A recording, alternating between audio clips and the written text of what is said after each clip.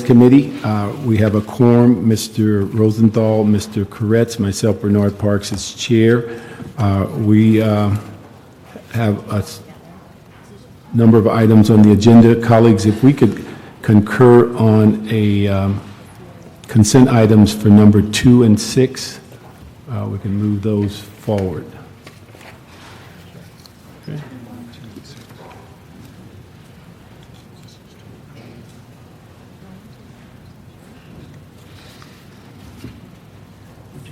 On 2 and 6 on consent? Okay, we'll move items 2 and 6 on consent.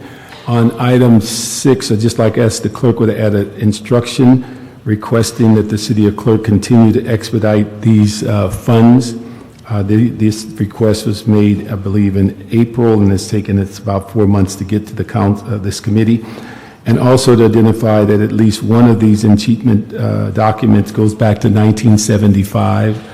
And what we've been told in the past that after 3 years that they're eligible for being cheated into the general fund. So we can ask whether we can verify why that delay from 1975, and also ask the instruct the controller, the city clerk, to continue shortening the process to get them to the general fund. Okay, so that we'll move items 2 and 6 with that instruction on item 6. Colleagues, if we can go, I think the items will take most time will be 3, 4, and 5 on the responsible banking. If we can do 7, 8, 9, and 10 and get through those quickly, and then we'll use the last item will be closed session on number 1. Also, because of the number of cards on 3, 4, and 5, we're going to give each person a 1-minute timeline. Also be aware that you cannot give your time to another speaker. And in order to have a orderly process, at some point we will cut off collecting cards, and we will have the remaining cards read into the file. And so if we can go to item 7. Yes, item 7. Item 7 was continued from our October 31st meeting, and it's a CEO report and city attorney report relative to the approval of contracts with bond counsel firms of Kutak, Rock, and Hawkins, Delafield, and Wood to continue assisting the Los Angeles Housing Department in the issuance of housing revenue bonds in the city of Los Angeles. Okay. Let me start off with this question. I think we've all read this.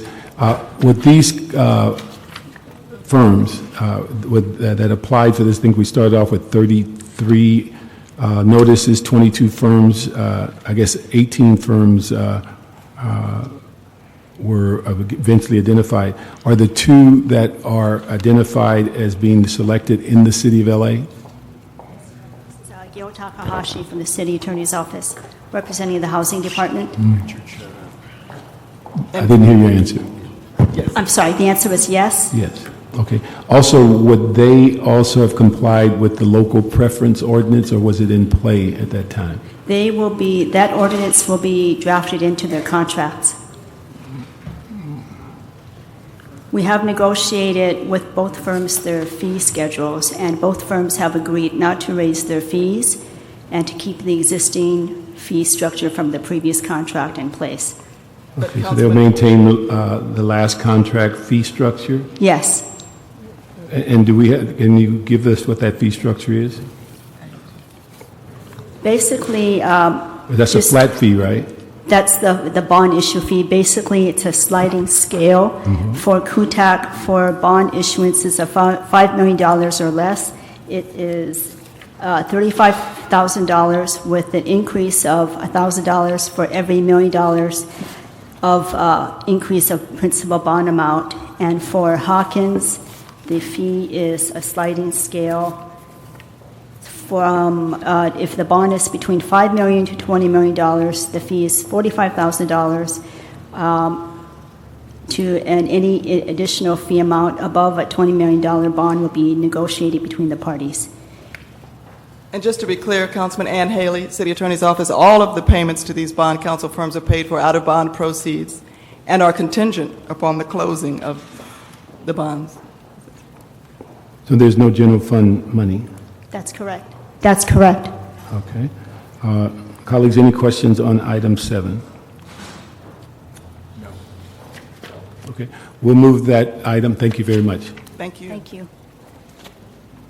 Next item is item 8, and it's a DOT verbal report in response to motion Labange-Garcetti relative to the proposed implementation of a 2011 free holiday parking program from December 10th, 2011 through December 31st, 2011 in the San Pedro parking meter zone.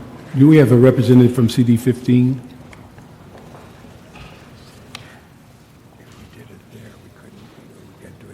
I know, I'm just going to ask her to pay for it themselves. Yeah.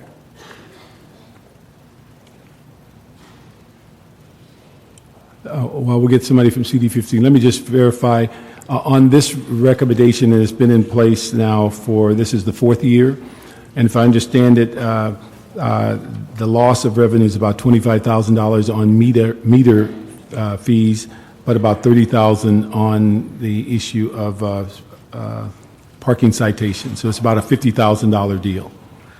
Yes, Amir Sadati, Assistant General Manager, the Department of Transportation. That is correct, Council Member. The meter revenue is about $25,000 to $30,000, and the enforcement is around $30,000. Okay.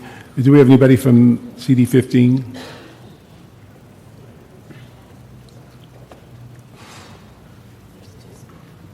You see, just hold on. We have Betsy Cheeks. We have a comment card. Dan Hoffman. Thank you for waving your hand. Okay. Dan Hoffman, if you can come up and get in queue. Okay. We want to thank you for your consideration. I'm Betsy Cheek. I am the President CEO of the San Pedro Chamber of Commerce, and we're speaking in favor of number 8, to continue the free parking from December 10th to December 31st, as you've done in prior years. We appreciate the businesses in our downtown, especially appreciate your concern and your consideration. This makes a huge difference to having people come downtown. Our holiday parade on December 4th will bring them downtown, and this will help them stay. Thank you again for your consideration. Good afternoon, council members. My name is Dan Hoffman. I'm the executive director for the Wilmington Chamber of Commerce. Thank you again for this opportunity. For the last several years, we've been able to have our meters free in the sitting parking lots in Wilmington and San Pedro, and we support the recommendation or the motion from council members Labange and Garcetti. It's something we have a lot of very small businesses, 1 to 3, 1 to 5 employees, and this will allow them to stay competitive with the larger shopping malls. So we really do appreciate your consideration and hope that you can support this motion. Thank you. Thank you. Let me ask LADOT, have we done a recent parking rate study in that area to determine if the current meter rates are appropriate for these shopping areas? No, as part of it, I believe there was another motion that was heard in Transportation Committee regarding that subject matter, and I believe the Transportation Committee recommended continued that item until a new council member is elected. So we're actually waiting for that, but we generally look at more of our off-street facilities. Council member, the off-street facilities are within the market rate. As you recall, the on-street meters were changed anywhere in the city where it was 25 cents went to $1 back in 2008. Okay. Colleagues, I'd like to move this forward, but ask the CLA, who's the caretaker of CD15, if they could look at the district's discretionary funds and to use those funds to reimburse LADOT for what appears to be about a $55,000 loss in revenue. So if we can ask them. It's an interesting concept. I'm just curious if we've looked at how it impacts parking turnover. Well, what I think the motion is asking is just the rates to be waived. The time limits will still be in place, so where we have 1 or 2 hours or 4-hour parking, the time limits will be enforced with our parking enforcement officers. So, I think So in theory, it doesn't affect it at all. most They're still of the ticketed if they time it stay will too not, long. because people, are complying with those rules and regulations, and they turn it over as necessary, Councilmember. Okay, thank you. And then let me ask on the issue of the city to the CLA, if we can look at that in the sense of that issue of looking at the discretionary funds, we want to make sure that we not create a hole in the special parking revenue fund unnecessarily, and so we just ask that if that can be done. Also, if I remember correctly, on our budgetary policies, we've gotten away from waiver of fees, and we've asked if there is a need to subsidize that there's a source of funds that each office has as subsidy fees, or there are other kinds of fees that they have discretionary. So we'd ask them to look at those fees. Okay? So we'll move that with that direction. Thank you. Thank you. Okay, actually, if we can go to item 10. Item 10 was a communication from the Los Angeles City Council Redistricting Commission relative to the fiscal year 2011-12 budget. Rules and Election Committee waived consideration. Okay. Let me ask John, on this, the issue is these funds are set aside in the UB? Yes, they are. Okay, and the one thing, I think on this item, we have a pending motion that's in council. Now, I just want you to clarify that on the budget as given to us is about $750,000 on the November 14th report, but the motion talks about a $1.24 million allocation. Correct. Okay. The council has already moved $200,000 into the CLA's office in order to pay for some of the initial costs associated with establishing both the City Council Redistricting Commission and the LAUSD Redistricting Commission. Mm-hmm. So our office has been responsible for purchasing computers, preparing office space, conducting the initial meetings until both commissions could get their staff in order, and other. So there were a number of costs that were incurred by our office.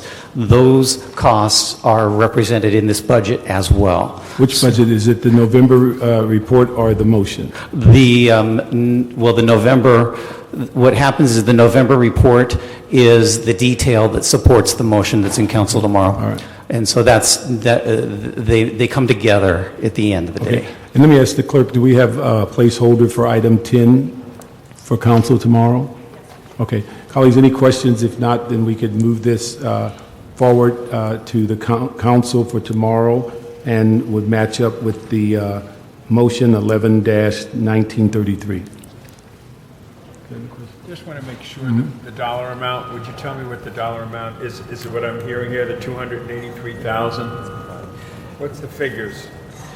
The total, well, I don't know, Commissioner, would you like to? I'm sorry, Councilman, I didn't hear your question. Costs, explain it. What kind of monies are we talking about?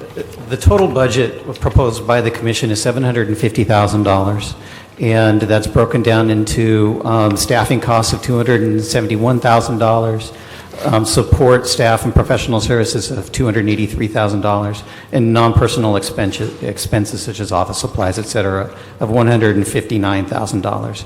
That's a total of $713,000 with a contingency for just in case costs, which did occur 10 years ago, and so it's nice to have a little bit of extra just in case here. So, And where does this money come from?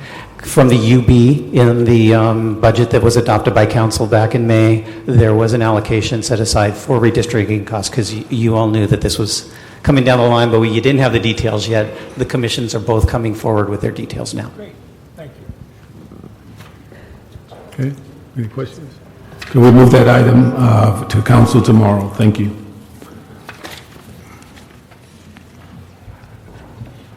Okay, going back to item 9, which is a communication from the mayor and a CEO report relative to a 2007 Public Safety Interoperable Communications Grant Award an amount of $22.3 million from Cal-EMA for the period October 1st, 2007 through October 30th, 2012. Who's going to talk about that?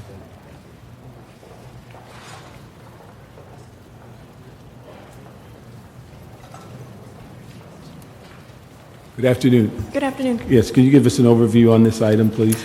Maria Ramos with Office of the CAO. This is a report on the Mayor's Office request to accept the fiscal year 2007 Public Safety Interoperable Communications Grant from Cal-EMA. The grant award will be for $22.3 million for a performance period of October 1st, 2007 to June 30th, 2012. The Mayor's Office is requesting a sole source. There's a minor change from the information on the agenda. There's actually two sole source requests, one from Fujitsu Network Communications and one from Daily Wells Communications, Inc., at the request of the grantor.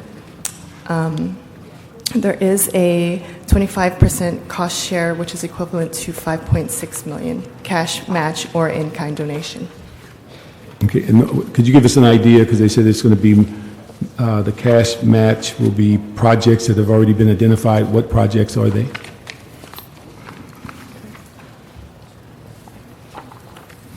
Yes, Councilman. The projects have already been identified, were included in the budget for ITA last year, and those projects are substantially completed. Merdad? Yes. Merdad Larajania with the Department of Information Technology Agency. Just a quick highlight of the committed funds and the systems implemented for the grant match. We have committed $2.1 million for the implementation of a microwave system with Alcatel-Lucent. Could you give me that again? For which system? It's a microwave radio system that has been implemented for the total amount of $2.1 million, and the contract has been with Alcatel-Lucent. There has been a implementation of a partial system for $300,000 roughly with Daily Wells Communications to improve our city's simulcast radio system. There has been also an additional expenditure of $500,000 for the emergency operations radio system and a $594,000 implementation of a radio expansion in the 700 megahertz band, all of which adds up to $1.4 million for Daily Wells Communications. What was the total 4 point? I'm sorry. What was the total amount you said? The total amount of all the grant fund is committed is close to $5.8 million. I mean, what would the amount for the projects you just listed? For the ones that I just mentioned is $1.4 million for Daily Wells Communications. Okay, so 1.4, now that's not the entire list that we're going to cover 5.5? Yes, so the highlight of them is $2.1 million for Alcatel-Lucent, $1.4 million for Daily Wells Communication, and $2.4 million for Fujitsu, for a total of $5.8 million. All right.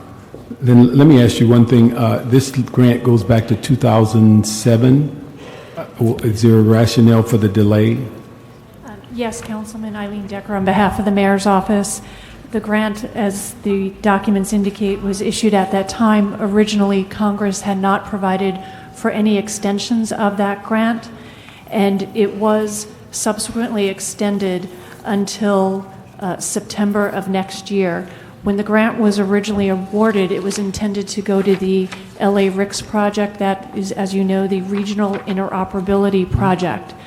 Because of delays in that project and issues relating to the issuance or the signing of a contract with respect to that project, which has been delayed, our office, in consultation with LA RICS, opted to determine other projects that were available specifically for the city of Los Angeles that furthered interoperability within the city, but also assisted in providing the infrastructure needed for long-term for the LA RICS project.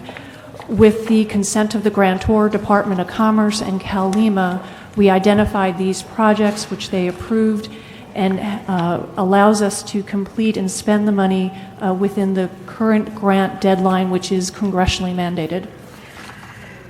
Okay. And then let me ask you also, this term, Project 25 standards. What does that mean? They said we're going to elevate this to a Yes. Project 25. Yes, sir. It's a national standard mandated by the federal government in order to ensure as the technology migrates in the radio realm from analog to digital, for everyone to be able to communicate to one another and promote interoperability. To ensure that, they have mandated a set of standards which falls under this Project 25 suites of standards. Okay, and then also in addressing this, how does the county, you said the counties starting all over on the RFP is what redirected this grant. Is that correct? It redirected it to other projects because the county hadn't fulfilled its mandate as far as an RFP? Right. Although it is not exactly the county, there is a separate JPA with respect to LA. I'm sorry, the larger body. Yes. Okay, so Yes. that the fact that the RFP wasn't done is what redirected this money. Well, and the fact that there is a congressionally mandated deadline, yes. Okay. All right. And then let me just, you sit there, let me get the one public comment. Mr. Jeffrey McConnell, come up at this time. Also, I'd like to ask ITA to come up. And also, I need, after we have the comments from the public, is that we need some explanation on the sole source and that issue. Good afternoon, council members. Jeff McConnell, McConnell Government Relations, representing Cisco Systems.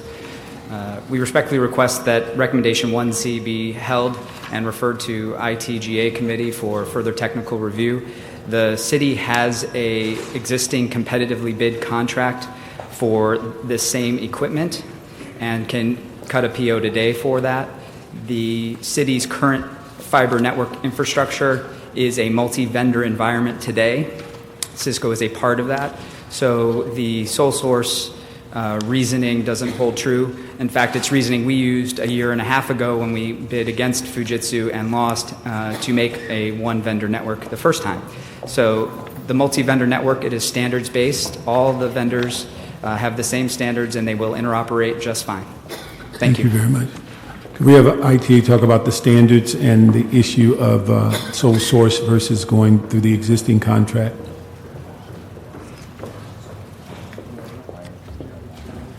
Afternoon, council members. Bruce Smith, ITA Senior Communication Engineer. I'm the project manager to put in the city's optical network. In response to the comment that these items are standards-based, what we're proposing with a sole source contract is to build out the existing infrastructure we have, 80% of which are circuit cards that fit into the existing equipment. Therefore, putting in another vendor's equipment will physically not work. So is this proprietary? Are we building our own hardware, software? Is it? No, sir. Are we getting something off the shelf that can be compatible, or when you say using another vendor's software? No, sir. This is all, first of all, it's just hardware. And when we put our initial system in, we bought a chassis and only occupied 20% of its capability.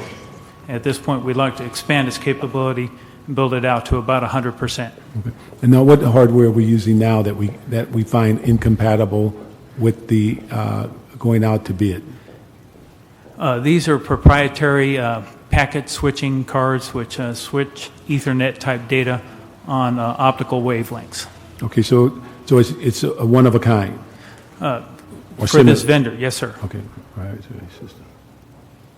Now, how does that impact us down the road for upgrades, change outs, expansion down the road if it's proprietary?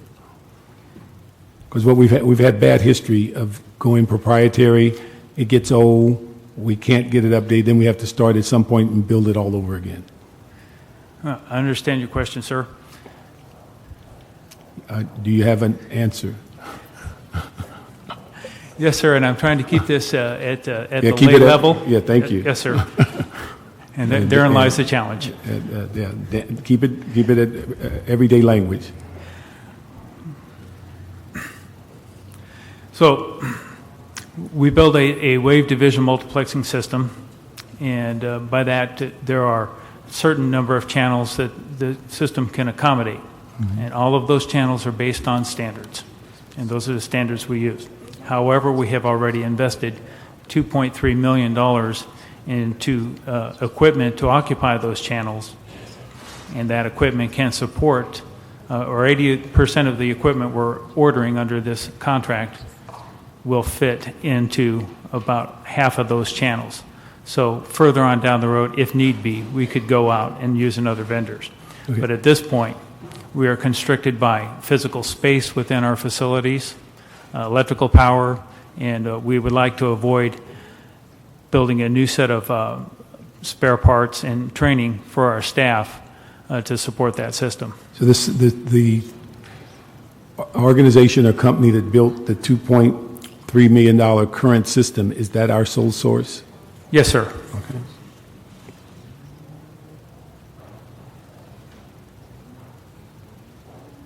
Any question? Bill? Okay. Let me just see if I got all my notes. All right. So basically, today we'll approve and concur with public safety and approve the CAO's recommendations. Thank you very much. Yeah, just state one more time on the record why we're going this way rather than the group that had it before. The other group. Yeah. Excuse me, sir, could you restate? The Cisco who had it before. They're completely different types of systems, Okay. sir. The old Cisco system was a timed-based system, Right. Time division multiplexing, and we've migrated to an Ethernet-based system, a pure Ethernet system.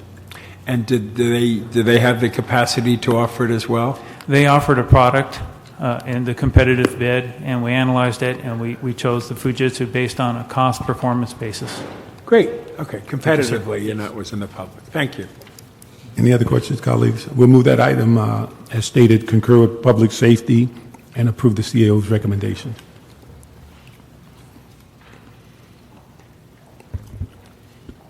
Okay, that takes us back to items 3. Actually, we can take 3, 4, and 5 concurrently if you like. Item 3 was continued from April 18, 2011. And this is CAO to report city attorney reports and draft ordinance amending the Los Angeles Administrative Code in order to create a responsible banking reporting procedure in the city of Los Angeles. Item 4 was also continued from November 14, 2011, and it's a CO report response to motion Alarcon Reyes relative requesting a report on the costs to the city due to the legal action of banks and due to the lawsuits that the cities have brought against financial institutions. And item 5 was continued from October 17, 2011, which is a CAO report and CDD report in response to motion Alarcon Rosendahl relative excluding from the qualified list for city bond programs any financial institution that the city of Los Angeles believes to have committed financial wrongdoing within the past 5 years. Okay, thank you. Let me ask Mr. Alarcon to come up to the table and make his comments. What we'll do is then after he's finished, have the city staff come up to the table. We'll go into public comment. For those who have given us cards, we're going to handle items 3, 4, and 5 together, so you do not have to put in a card for each item. And so we will not have duplicate speakers because we're merging these items. So, and also, again, as I mentioned before, you cannot cede your time to another speaker. Mr. Alarcon. Good afternoon, and thank you for the opportunity to sort of express my response to the CAO's report and also to try and bring closure to an issue that's been before this council for over 2 years now.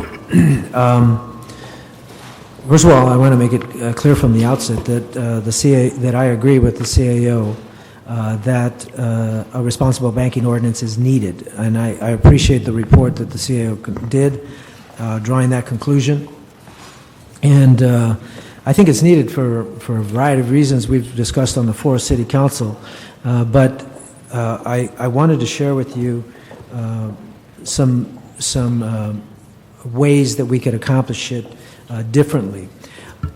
The ordinance, I want to show you, first of all, the ordinance from Philadelphia, because I think sometimes we, as Eric Garcetti says, we try to we kill the perfect, and we try to make something perfect, and we lose a good opportunity in doing so. This is the ordinance from Philadelphia. This is it. That's it. That paragraph, and it's very short. And the significant difference between this ordinance and the ordinance that was crafted by the city attorney is that it doesn't specify the scoring. And the reason that is a critical point is that the scoring needs to be flexible. We have to be able to change it should circumstances change in Los Angeles, should circumstances change in the United States for that matter, or should circumstances change in terms of regulatory relief. So I think it would be wrong for us to pass an ordinance that did not include a measure of flexibility in terms of how we score this. Secondly, the CAO and I, while we agree that moving the banking responsibility ordinance forward is a good thing, we differ on the scoring issue. I would like to score things in a way, well, let me say the CAO wants to give, I think, a lot of weight to the Community Reinvestment Act score that they're required to participate in with the federal government. I think we need to hone in on what their reinvestment is in Los Angeles. And Miguel and I were talking, we talked a couple of times in the last 2 hours, and we would like to see that a scoring mechanism accomplish that. I think his primary concern is that it might be too costly to do that. And I believe that if we do it, we would stimulate reinvestment into the city like we haven't seen before. The city of Cleveland implemented this program about 20 years ago, and since that time they have been able to identify $10 billion of reinvestment, which is 2 to 3 times more than any other place that surrounds Cleveland. The bottom line is that they believe that their banking responsibility ordinance stimulated new reinvestment into the city of Cleveland. And that's why this is important. We are at a seminal moment in our history. Not only as I said in a press conference earlier, we're not just surrounded by tents, we're surrounded by frustration.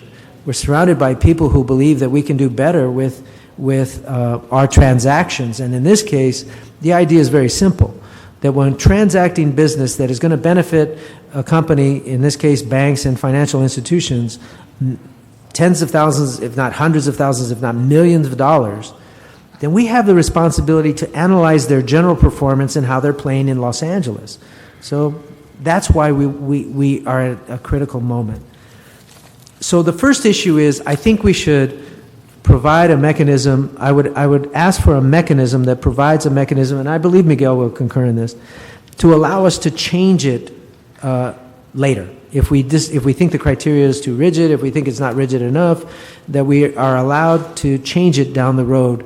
And the critical point is, how do we come up with a process to consider changing it? And I would recommend that we defer on that issue and create some kind of entity to work in cooperation with the CAO and the CLA that would include banking institutions, include community reinvestment specialists, and include consideration of other jurisdictions that are doing this. So that's 2 recommendations. In terms of the CAO recommends also that we do this whenever a bid comes up. But the problem with that is that a bid only comes up once every 3 or 5 years. We really need to do this assessment annually, and the reason is that it's not necessarily the city government that uses this mechanism.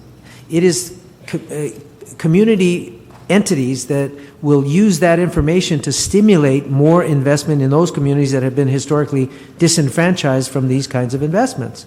So it would be like the economic development organizations out there that will say, you need to work with us to create more small business lending in our neighborhood because you're not doing enough.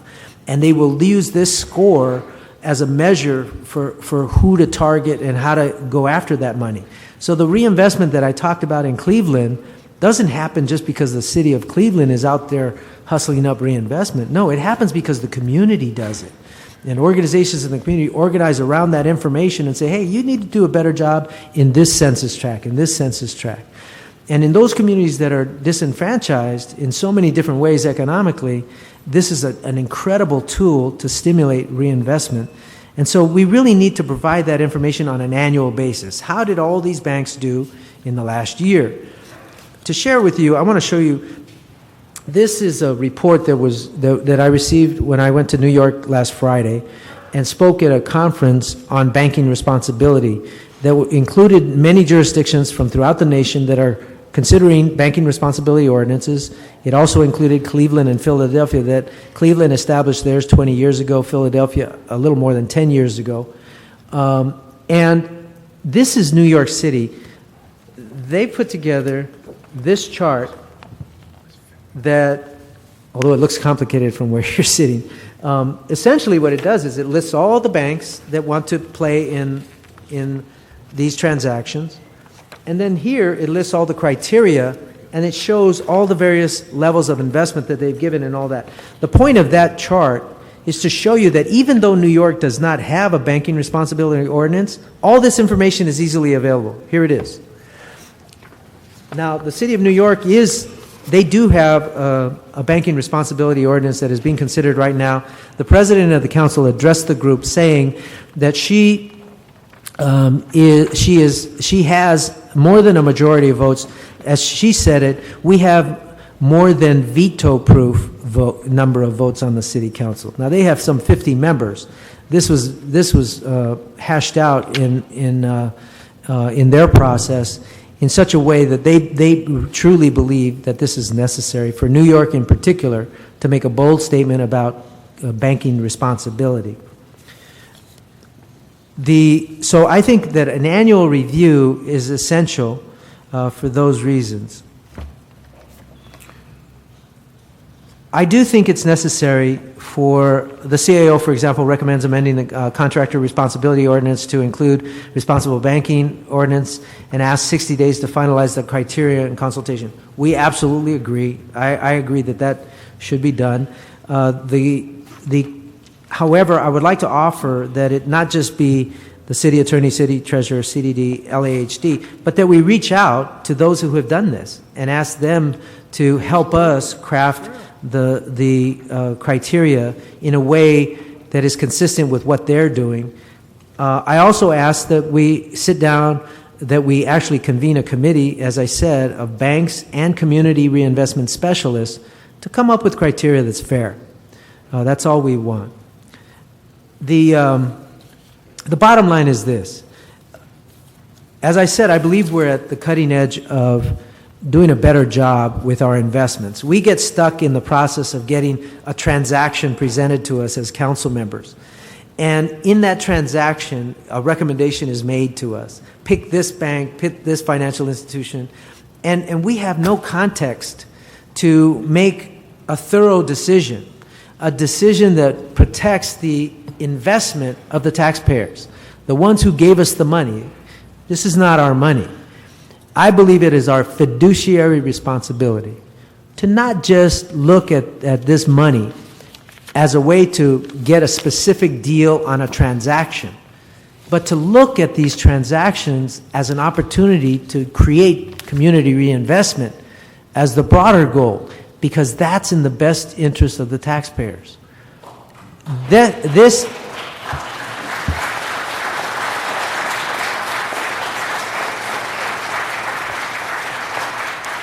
So where we are not able to solve problems in the community because we don't have the budget, where we are considering budget cuts at every turn, where we are laying off people at every turn, it seems to me to be fiscally prudent to take these financial institutions, which failed to trickle down the bailout money to the communities, which failed with the foreclosure crisis that created tens of thousands of vacant homes in our communities as we speak, and there will be more because most reports suggest that we're only halfway through at best on this foreclosure crisis.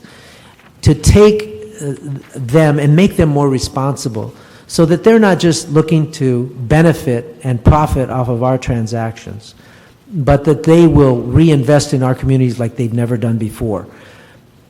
Many jurisdictions are considering this ordinance across the country. Seattle, Boston, Pittsburgh, New York, Denver, even Carson is working on a banking responsibility ordinance. All of these cities are considering this. The bottom line is this.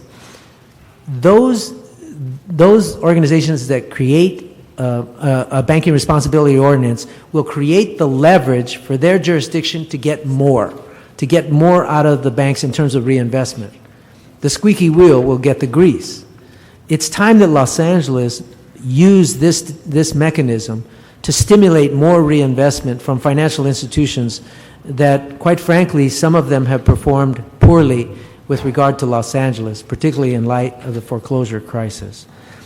What I would like to see happen, I would like to see the ordinance passed, but I would also like to see us hold off on the criteria so that we can hone in on a better way to do it, something that may be different than what Miguel Santana is recommending or Richard Alarcon is recommending, something that actually is more informed and creates a scoring criteria that truly drives these institutions into new reinvestment. My commitment is to work with the CAO to craft that criteria, to come up with a scorecard that really is fair, that really works, and allows us as policymakers to help stimulate that reinvestment. That's the goal. I'm not trying to put banks out of business. I'm trying to get 300,000 unbanked in Los Angeles to be banked, to get their money in the banks instead of wasting it on payday lenders and check cashing institutions. We have an opportunity now that has been re-stimulated because of all the fervent over maybe Occupy LA. But the organizations, Mr. Parks in particular, you know that the One LA organization has been working on this for 3 years now, right alongside us. And I joined with you when we addressed them and told them we would do this. I think it's time we do it. And if you disagree on the finer points of the scorecard, let's have that discussion in a couple of months. Let's not do that immediately. But let's not lose the opportunity to pass the ordinance, send a loud message that not only is for Los Angeles, but to the rest of the country, that we need to be smarter with how we do our investments. Not in terms of the bottom line for the transaction, but in terms of what we can stimulate in terms of reinvestment into our cities. I know you believe in these concepts. This is our opportunity to do that. I pledge to work with you to hone in on that scorecard. And all these people are here. You know, most of them don't live in the tents outside. Most of them, live in an apartment instead of living in the home they used to own. Most of them have bear the burden of some of the crisis that we call an economic crisis, and individually, these people have suffered specifically. I believe that we can do a lot better. I believe that's what the intention of this ordinance is, and I believe this committee can even improve upon it. And I hope that you choose to do so. And I stand with you, ready to do the work to make this a reality, to protect the people of Los Angeles, but more importantly, to stimulate more banking activity because we have more money to spend.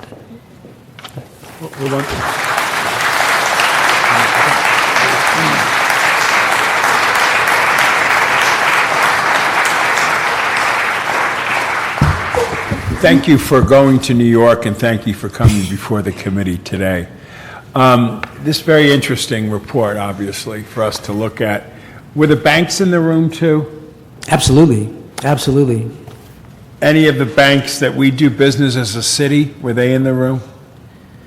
You're talking about the conference? The conference, yeah. No, the conference was primarily focused on community reinvestment. It was sponsored by essentially something akin to our community development organizations in the communities throughout Los Angeles and the one in New York, but also a national community reinvestment organization. So it was people that have already bought into the notion of banking responsibility.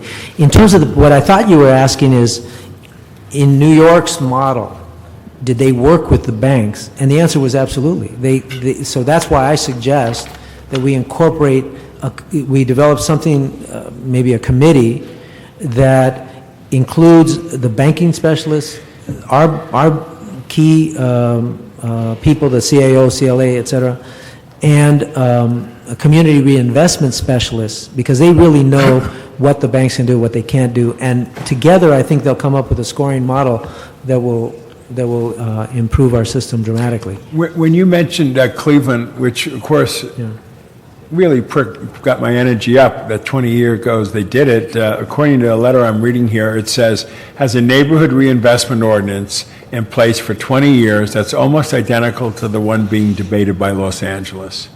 And the ordinance is responsible for leveraging 2 or 3 times the reinvestment dollars for Cleveland compared to similar Midwest cities, according to a 2003 Brookings Institute. In fact, it says Cleveland has negotiated nearly $10 billion in community lending agreements as a direct result of their ordinance, and it's editorializing an amazing benefit to the city and a lesson that Los Angeles must take to heart. Responsible banking will mean more money and investment in Los Angeles.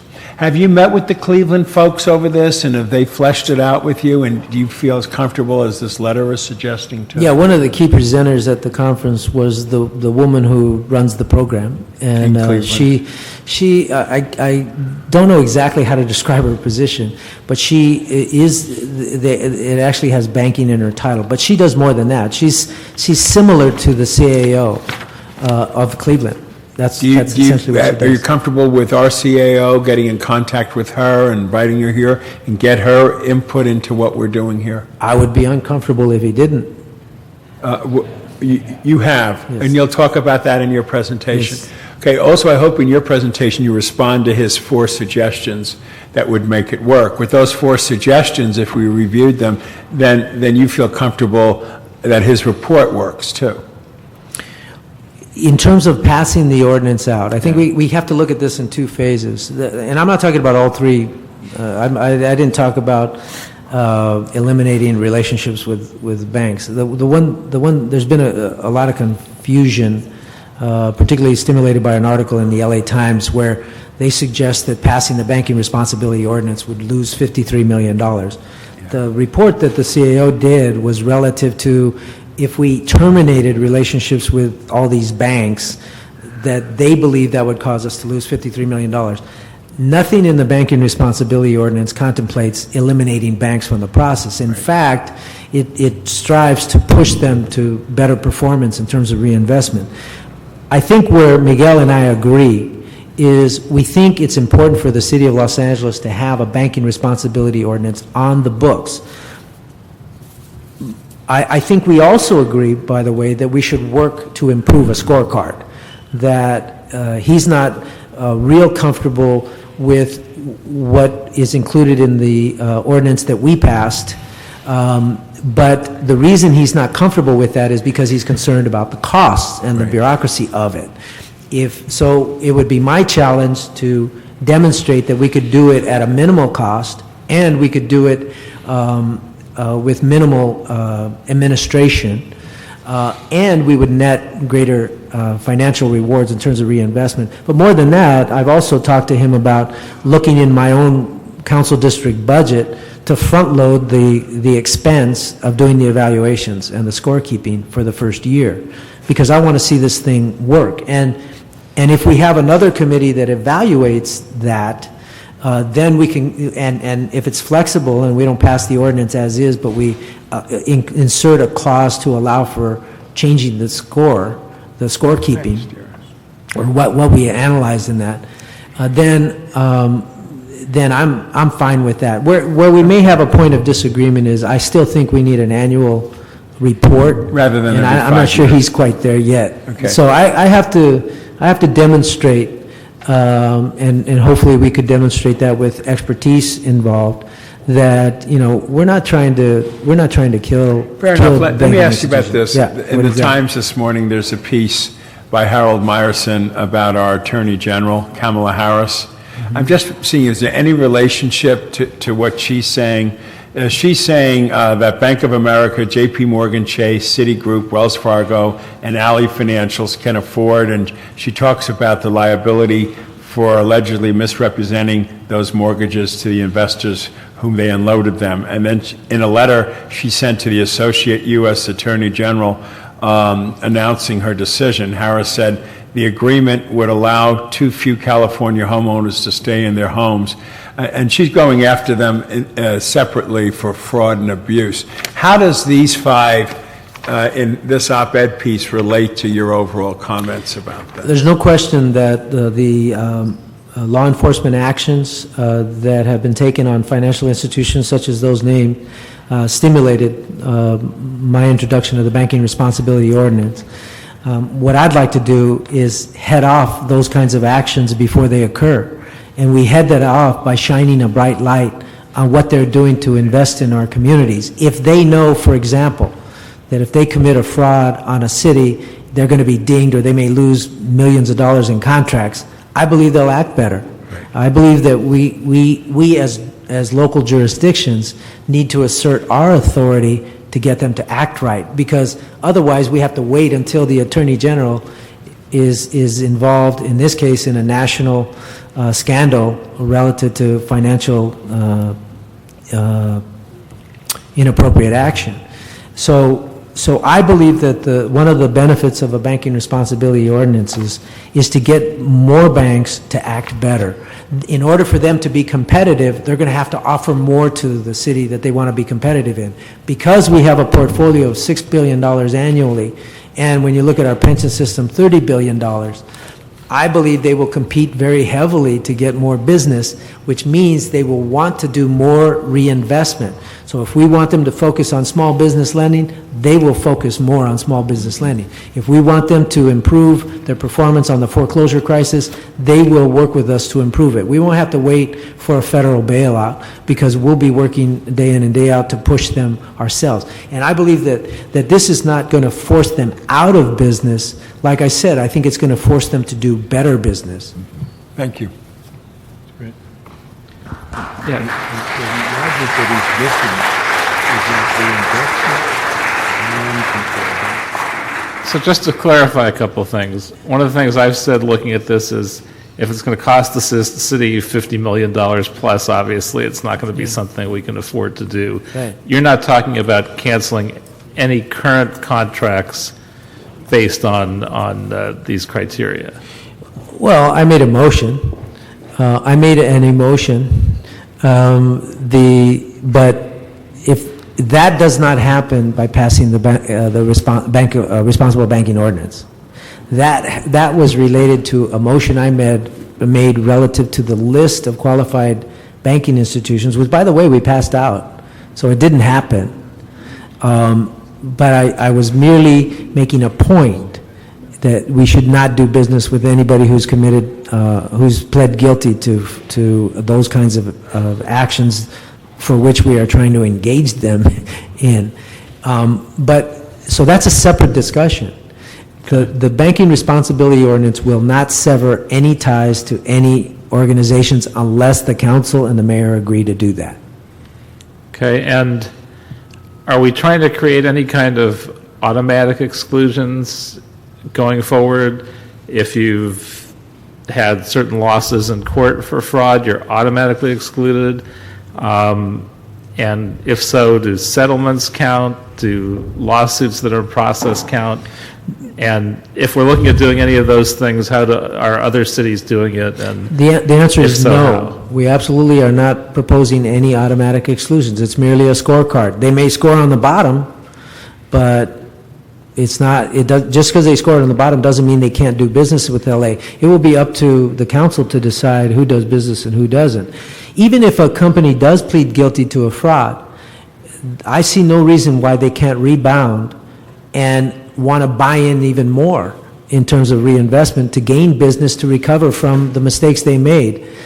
And I'll say this for Bank of America. On the swap deal, let's remember, it was Bank of America, and believe me, I'm the least to say nice things about banks these days, but it was Bank of America that turned in their own people on the bid rigging deal, or was it the swap deal, on one of them. But the point is, if they're trying to do the right thing and somebody makes a mistake in their organization, then we have to evaluate that as a council. But certainly we should know about it. We should know that they made that mistake. And I don't make any assumptions one way or the other about whether they're doing better now or worse. But I just think we should shine a bright light on this process to give us better information. I believe that's our fiduciary responsibility. Well, I certainly wouldn't disagree with you there. The question is, what do we do with it once we have that information? I know we're going to create some sort of a task force, or at least that's what we're talking about, to find criteria that are stronger than what's currently being discussed. But the question is then, what's the process for dealing with that? Okay. How do we rank? How do we consider their rankings in the process? That is exactly the scorecard that we have to, I think, finalize. I don't particularly care for the model that the CAO is using, because it's simply sort of the federal CRA process plus with a couple of add-ons. I think we can do better and look at some of the other jurisdictions and see how they do it, and then come up with a scoring. But I want to say this, in terms of how we would eliminate, this is how I would think we would eliminate a company. Number one, it would come from the CAO.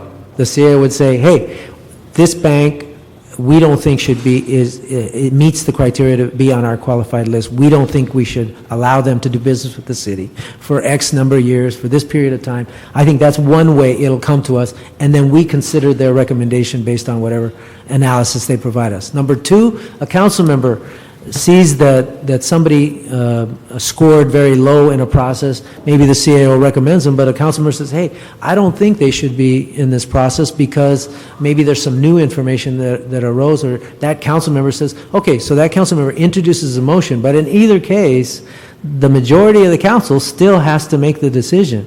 And frankly, with this council, that's a high bar. They would really have to screw up to be eliminated from a process. So those are the only two ways I can envision, unless maybe the mayor sends a letter to us saying we don't think we should do work with this bank because of whatever. But frankly, those are the only two ways. Now, the scoring committee theoretically could suggest some criteria to that effect, but nothing. There's nothing in the ordinance itself that eliminates anybody from the process. Well, I like the sound of this. My question is, and I'm sure other cities have already dealt with this, if you're implementing this, what are you legally allowed to take into account as you go through this process? I mean, normally low bid is usually a big factor, sometimes the only factor in our process. What do other cities do, and how are they legally able to include this in their evaluation? Yeah, that's a great question. There's two people that I would highly recommend that we work. Actually, there's probably a half dozen from the conference alone. One would be the woman in Cleveland who has been doing this for years. The other would be Councilmember Good, and he might have a separate recommendation, but he has probably done more to stimulate, to create. He's the one that introduced the banking responsibility ordinance in Philadelphia, but he's also introduced some 20 other measures to tighten the rules. Essentially, it's caveat emptor. We can pick who we do business with. Now, the lower price issue is a bidding issue, but that doesn't mean we can't contemplate other issues as we consider people for qualifications, for example. And in that regard, there's a broad discretion on how we come up with that. But I absolutely agree that we need to know what that criteria is. We need to know what those rules are. The city attorney would obviously have to be very well informed on this issue. And I believe they have a lot of information based on their drafting of the ordinance. And look at those other jurisdictions and see how did they do it. San Jose just stopped doing business with, I forget, 2 major banks. I believe it's J.P. Morgan Chase and Santa Cruz, excuse me. Santa Cruz just stopped doing business with 2 major banks. I don't want to guess because but it's 2 major banks. And they have broad authority and discretion to do that if they choose. I don't know what it would take for us to do that, but Santa Cruz did it. And we're finding that jurisdictions throughout the country are faced with these exact same kinds of challenges, and they want to hold the financial institutions' feet to the fire and get them to improve their performance. I'll give you an example of a question that we've never asked. How many banks that we invest in payday lending institutions and check cashing institutions? Who do they bank with and charge exorbitant rates in our communities? Well, you'll find it's the same banks.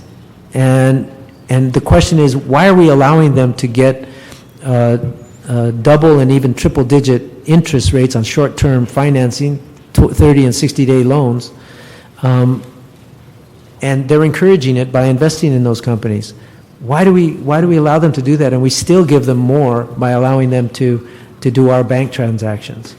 I think if again, just shining a light on those kinds of facts can change behavior. We don't have to make decisions to change behavior. Just showing the facts, I believe, will improve the financial institution's behavior. Richard, maybe you could explain one thing, probably the most misunderstood part of discussions with people about the responsible banking is that everybody has, I think, their own definition of what it means to them. And we've heard from groups that believe that it's the city's effort to regulate banks. And to the other side is saying we're dealing with only those financial institutions that we do business with.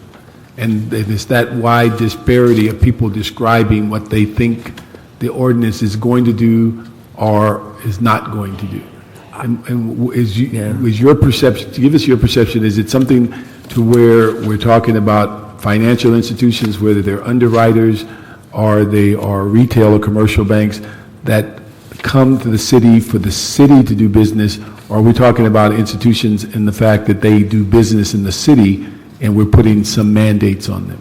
Well, first of all, I think both statements are true. We are regulating banks in the sense that we are monitoring them and asking for good behavior, and we define what that good behavior is. So that is regulating to some extent. But we're only limiting it to those institutions that want to do business with us.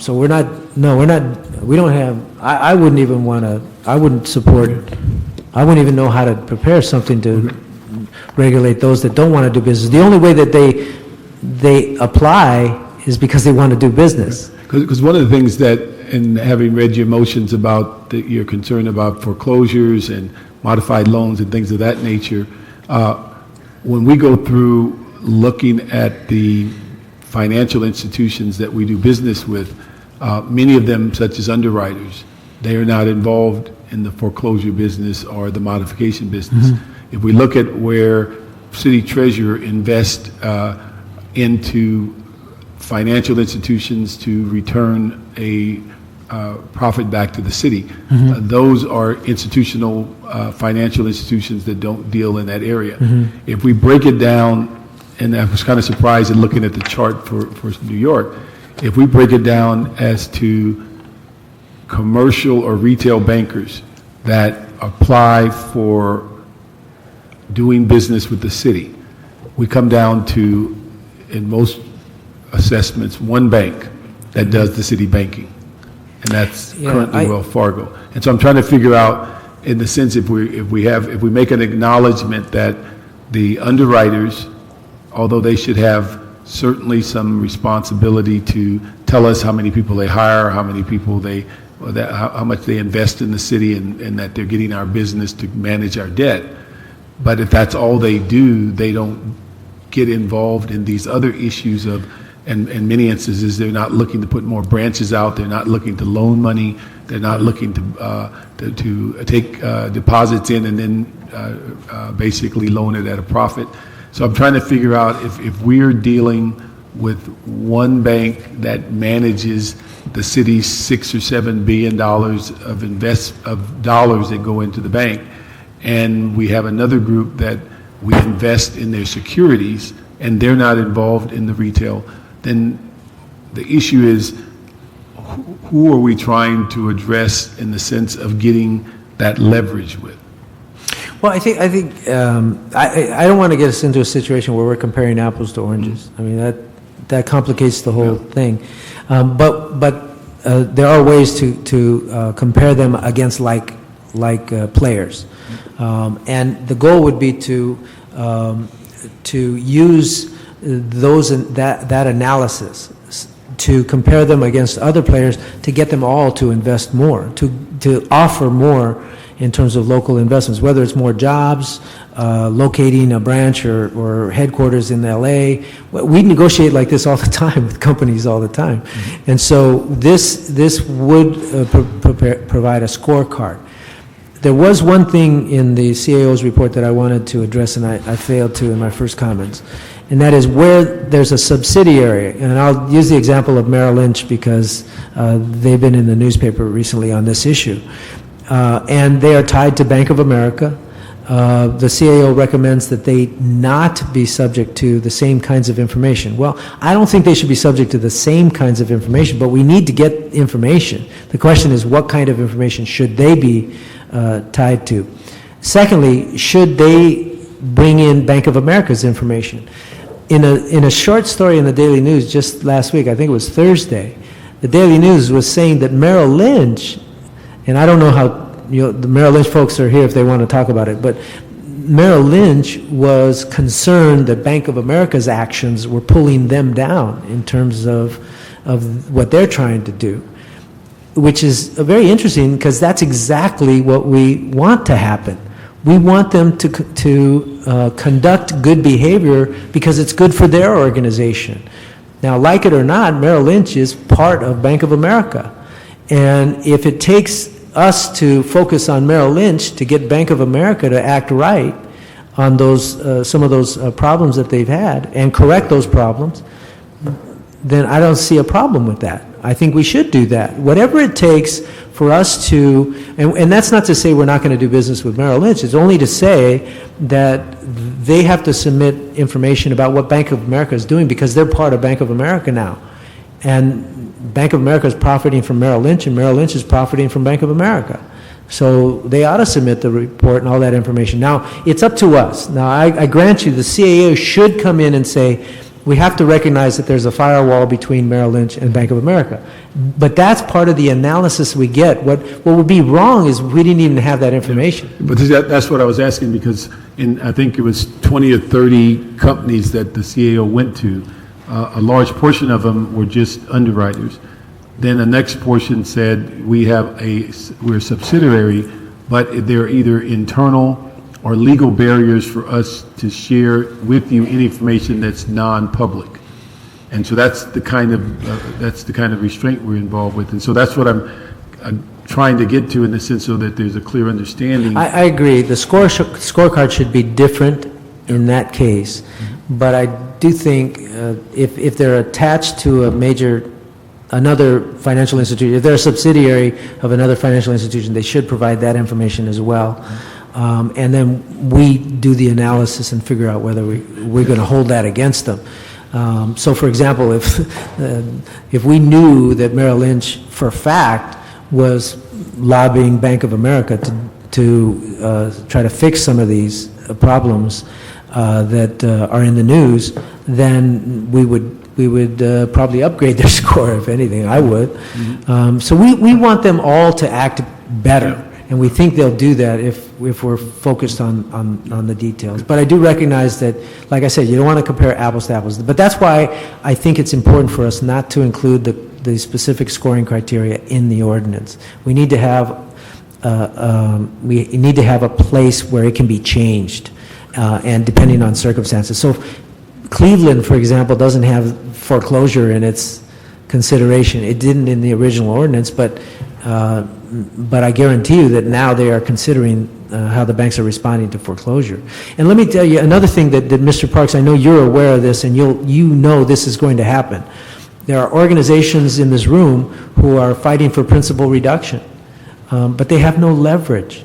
This could help them get the leverage they need to stimulate some principal reduction loans in our city that we have failed to see in the last 3 years of the foreclosure crisis because the federal government's not helping. And so we need to create our own. And that's what I meant. That's what I meant now. That's what I meant when I said, when we provide this information, it's not just the council that's going to use it, the community is going to use it. And we may stand with them or not as they try to cajole these institutions into acting better. But in any case, they're going to get most of the benefit. And in the Cleveland example, most of that reinvestment was stimulated by the community, not by the council.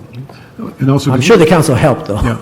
But let me ask you, would you comment again on your position as it relates to the annual report versus reporting when you're applying to do business?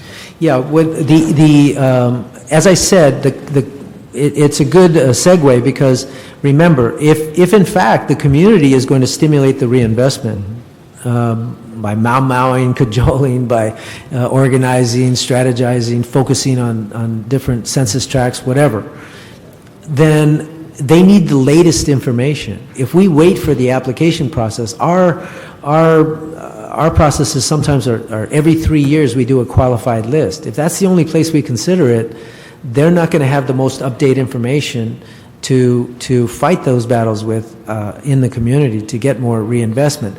So the reason for the annual assessment, which is what they've done in Cleveland and Philadelphia and what is proposed in most of the other jurisdictions, the reason for that annual assessment is to give them the best and latest information so that the community can then fight for those dollars. And council members, like, I know that the chairman of this committee will be able to use this to stimulate investment in your district where so much investment has been lacking. And you've been fighting for those things as we go along. This will give you another arrow in your quiver to fight with. The other thing I was going to mention is that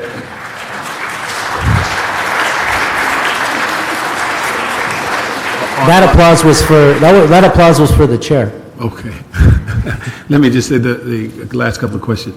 When we talk about the issue of applying or doing the annual report, the fact that we go out every 3 years for a bench that we select, but yet we have many RFPs when people apply to do the business. Is that something in dealing with the mini RFPs where they're bringing information, or is it still your desire to have an annual report? Because we just don't get information from them when they're getting on the bench. They have to come back to us each time we put something out to bid. Yeah, what I had talked to Miguel about just before the meeting was an annual report that if they want to do business in the next year with the city, whatever it may be, then they should fill that information out. Now, if they choose not to, then we don't involve them in that business. But if they do, then they can compete. The subsequent year, they may change their mind and say, we want to participate. At that point, we say, okay, this is the information you can provide it at that point the next year, and then compete. So no, but the most important thing to remember is the banks that are involved in this game, if you will, and the financial institutions, the bank investment groups, and all those folks, it's all the same people. I mean, there are some new players on the bank investment side that come in and out every once in a while, but it's essentially the same group of people. And I believe they will all apply, they will all provide the information for the annual review. The trick is to make sure that we have a good annual review committee that puts together a good analysis. And I don't think that should be strapped simply on the CAO, but actually the Treasurer's Office and outside. The committee should include outside folks to give us a analysis as well. Okay. And then my final question, on the chart you showed us, it was in the book, is it the impression that in looking at this, that each one of these looks like a dozen plus banks are actually doing business with the city of New York? I don't know. I'm sorry. It says, yeah, the chart that you showed. I mean, so when we review this, we should come away with the conclusion that they're all doing business with the city of New York? Well, I think you should think they're all trying to do business. Okay. With the city of New York. All right. And yeah, if we create the application as criteria to do business, then they'll all participate. Okay. Thank you very much. Any other questions? Thank you very much for your time. Miguel reacting to your suggestions there. I'll be upstairs if you need All right. anything. Thank you very much. We have staff come up, and while you're coming up, we're going to...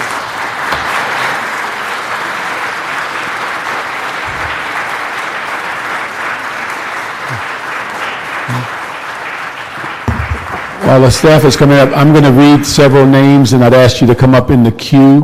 As I mentioned earlier, for those that put in several cards for the different items, we're going to call your name once for items 3, 4, and 5, and you will have 1 minute. We'll start off with Samuel Chu, Ron, is it Mulvihill, Yvette Rowland. If you can just stand in the queue, we can get through this. And then next would be Julie Levine. So we can just start off and give your name when you start speaking. My name is Samuel Chu. I'm the president of 1LA Industrial Area Foundation. I'm one of those folks who stood with this council and with Councilmember Alarcon through the last 3 years, and not only working on this ordinance, but working to reinvest in Los Angeles. We want to strongly urge you to pass this responsible banking ordinance, not because we want it, but because we need it and the city of Los Angeles deserve it. We need it because this is a tool we need to specifically ask banks to invest in the communities that our families, as they stand with me, lives in. And so I ask that you will really strong consider to using the principal reduction, for example, the program that you passed here in this chamber in the last 2 years, that banks will actually report the information needed back to us, back to this body and back to this city. And in my last 10 seconds, I want to say that we want this report to be useful not only to this chamber, but to this community that is standing here represented in Los Angeles. So we want you to consider passing this and be able to do it with us and support us.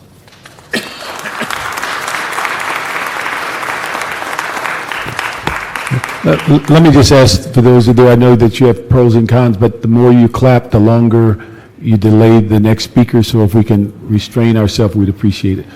Give your name. Yes, Ron Mulvihill with the Society of St. Vincent de Paul, Council of Los Angeles, and the 1LA Foreclosure Committee.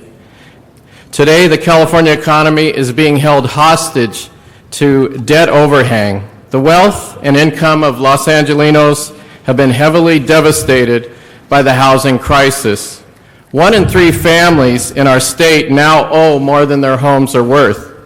Economists across the political spectrum agree when millions of homeowners owe significantly more than their property is worth, the solution is to reduce the mortgage balances homeowners owe. It's called principal reduction, and I have a copy for the clerk, for all the council members, of all the economists left, right, and center that have supported principal reduction. Our intent is not just about helping those in foreclosure. Our intent is to turn the economy around. The city of LA needs to use its leverage as a major consumer of banks to bring pressure on the banks to take part in principal reduction and the city of principal reduction plan. But the city's accounting office has taken the initial ordinance's references to the city of LA. You have 1 minute, and if you fair to everyone, if you just wrap up your last sentence. Okay. We'd like to make sure that principal reduction is included in the language of this ordinance. Thank you. Thank you.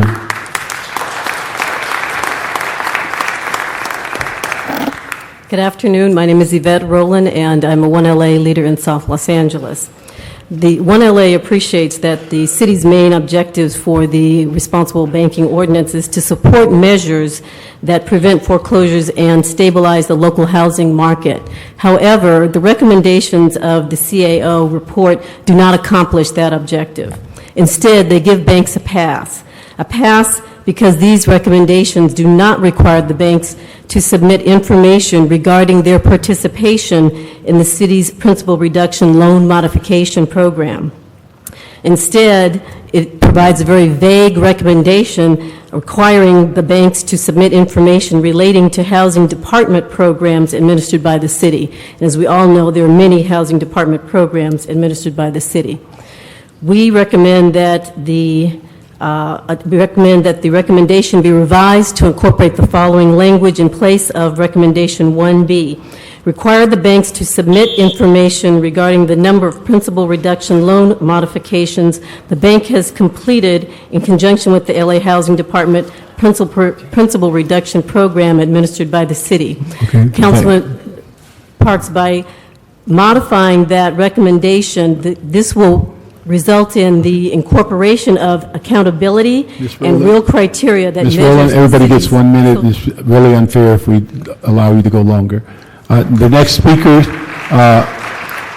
Julie Levine, Carlos Marroquin, and Alan Fisher. Next three speakers. I'm Julie Levine. I'm an occupier, but speaking as an autonomous being.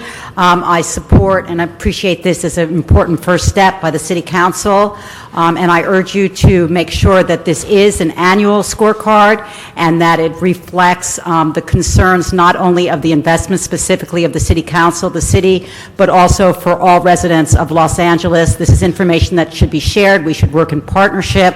It's my understanding that $15 billion in the last 5 to 6 weeks has been moved from large banks to small community banks and credit unions. Together, I think we can have the most impact. Thank you very much. Thank you.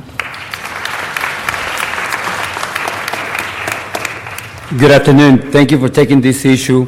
And we are Occupy LA Give your name, in full please. support of this. Give your name, please. Yes, my name is Carlos Marroquin, and I'm with Occupy LA, also an advocate for homeowners that are losing their homes through the illegal activities of the banks.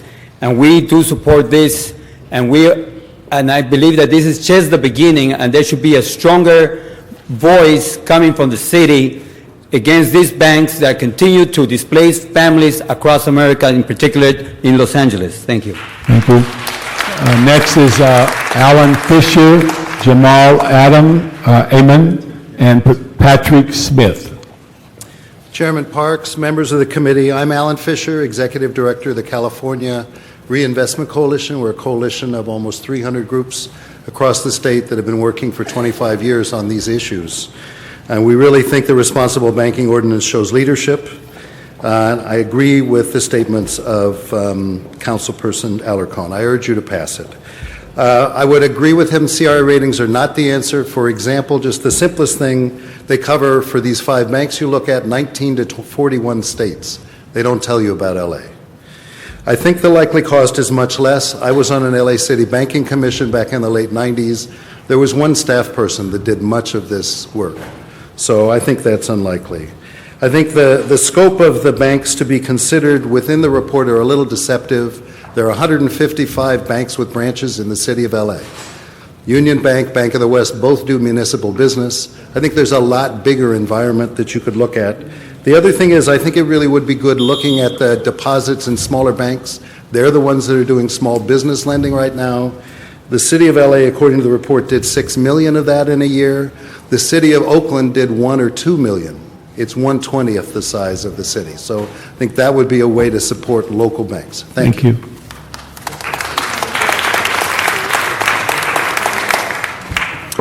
Jamal Amen, Center for Responsible Lending. The lack of banking industry accountability and oversight has contributed greatly to the near collapse of our financial system, home mortgage lending process, and economic viability of millions of Americans to date. While this measure is just a start, we believe it represents an important step along the way to ensure transparency and soundness in the financial decision-making process for local governments, and ask for your support. Thank you. Thank you. Patrick Smith, Laniva Motley, Melvina Bogan. My name is Patrick Smith. I'm from ACE. I live in the in West LA in the 11th district. It so happened that I was a victim of the financial crisis. I therefore applied to Bank of America for a loan modification. At the time, they refused to work with me, although I qualified for the loan modification. Not until I joined ACE organization and demanded for a loan modification along with other ACE members, I was not able to receive a loan modification. I'm here begging you, please not to do business with banks that are foreclosing unjustly on homeowners and not reinvesting the money that they receive from the government in our communities. Thank you.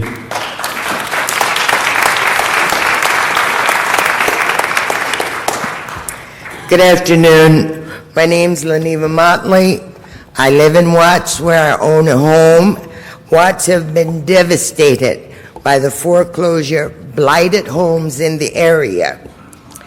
Homes that used to be filled with families are now filled with trash, dead animals, and just a blighted condition that's unnecessary.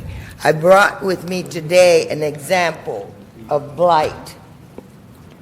And this, believe me, is a small example. Just this weekend, we, ACE organization, cleaned a home in Watts that's owned by Dutch Bank.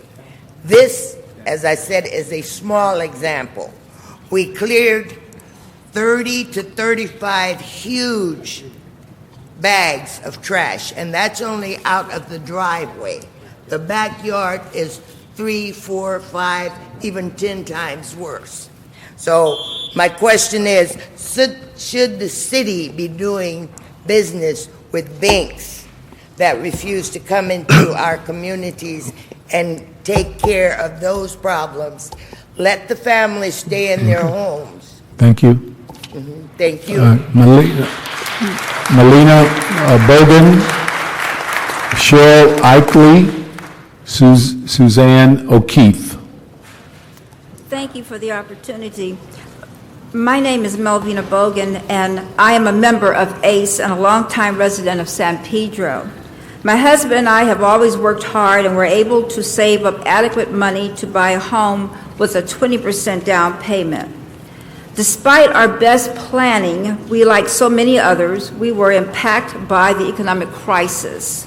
While we continued to make our house payments, we realized that we were eligible for a home loan modification and reached out to Wells Fargo in hopes of getting one. For over a year, we attempted to get a modification and were continually denied by Wells Fargo, despite the fact that we met all of the federal guideline qualifications.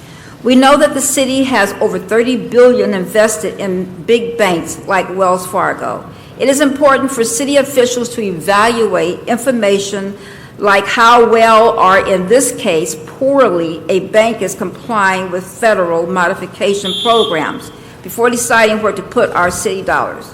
We need a public access for our taxpayers to view how the city is investing its money. Thank you. Ms. Eichley and Ms. O'Keefe.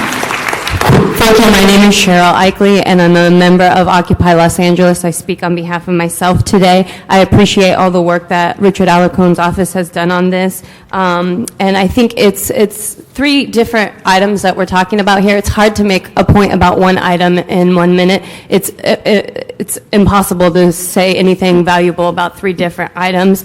My concern is the banks have asked us to wait for a trickle-down economy. What we're here to do is ask them for a trickle-up responsibility. If they have an underwriting company that is doing business, we need to know what other their parent company is doing. If their parent company is doing bad business in Los Angeles, then we shouldn't be underwriting with them. Because on paper, if they're different entities, that doesn't mean much. They're not going to let a family on paper say they're a different entity and let them stay in their home. They're not going to allow a small business to say they're a different entity on paper and give them small business loans. Thank you very much. Thank you for that. Miguel, when you respond, Miguel Santana, please respond to her question about an entity that splits itself up like that. Thank you. Suzanne O'Keefe, Ann Williams, Alex Alanis, Beverly Kenworthy. Hello, I'm Suzanne O'Keefe. I am with Occupy LA, and I speak on behalf of myself today as well. I highly recommend that you realize that the prosecutions are coming. There is no way the prosecutions of these banks and the bankers are coming, because there's no way the American people are going to sit back down on this issue. We know too much now. And so it will be very, very wise for this body, at the very least, to have some kind of scorecard where you can evaluate the activities of these banks. William K. Black was here a couple of weeks ago at an event that we put together at Occupy LA. He is the fellow who was chief in prosecuting the savings and loan scandals. He said 17 of the largest banks committed massive fraud. Where is the Justice Department? And if they can defraud us with an impunity, they will do it again and again. And we need to stand and say, here's our scorecard. If you're doing this, we're not doing business with you. Thank you. Thank you. Good afternoon. I'm Ann Williams with the Central City Association. And first, I want to acknowledge that we appreciate that there's a lot of anger directed toward the banking industry right now. But we must also remember that this industry employs over 40,000 people in Los Angeles, and we all know that the best way to keep someone from losing their house is to keep them employed. So we just don't want to lose sight of that basic truth. Second, there's already a massive state and federal regulatory framework in place to oversee banks. This 700-page report, which is publicly available, is just one report by one bank to one oversight agency. And contrary to what another speaker said, I've got all the LA-specific tabs already prepared for you. The city, with its limited legal authority, administrative resources, and expertise in this area, simply does not have the ability to do a lot with this information. It would really just reproduce a mountain of paper. Finally, we appreciate the thoughtful work in the just released CAO report, but the recommendations raise a lot more issues that must be vetted before the city acts. So committee members, please take the time to give due consideration to this complicated issue that deserves your focused attention. Thank you. And who can I leave this fabulous report with? Here you go. Thanks. Good afternoon. My name is Alex Alanis with the California Bankers Association. We represent about 175 banks doing business in California. The lion's share of our membership is made up of community banks employing about 50 employees per bank, which essentially is a medium-sized company in California. We received the report on Friday, and we're still having our institutions review it and provide us with their analysis. However, the RBO would make it extremely complicated and, for some instances, impossible to comply with. We already comply with the Community Reinvestment Act, which requires us to invest in the communities in which we do business with. This information is publicly available. Even you can get this online and break it down to census tracts, so you can get detailed information on investments by communities themselves.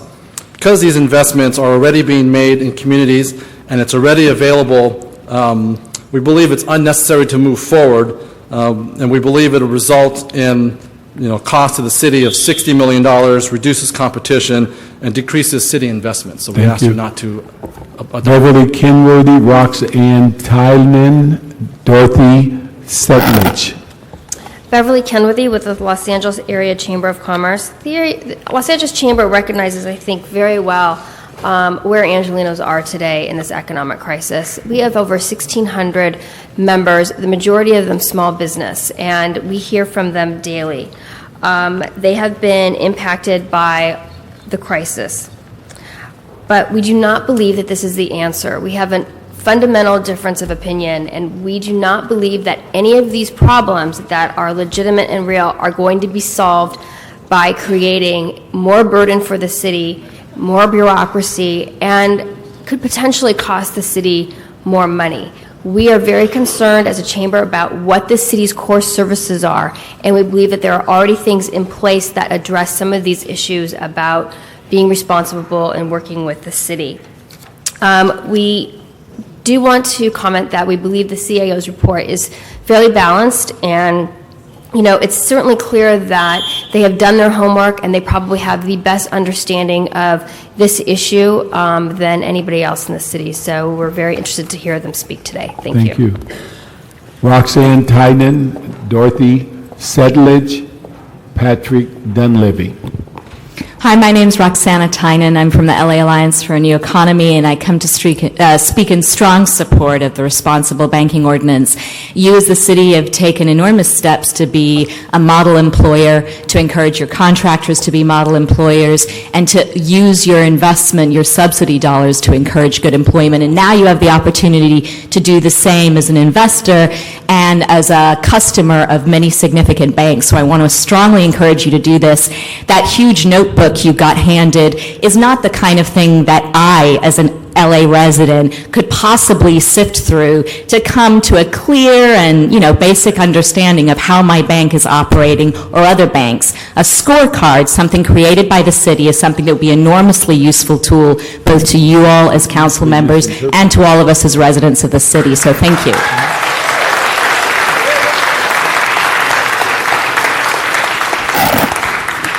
You did quite well for a while.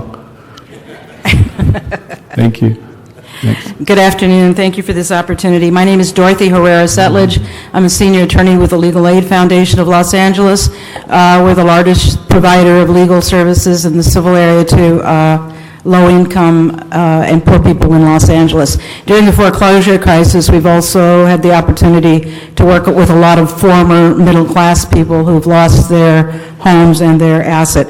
We work with homeowners, we work with tenants, we work with small business people, we do community economic development, we've been involved in banking issues, and I think we've written letters before. In fact, I passed out something and I attached an item that I think accurately describes what's happened in this situation.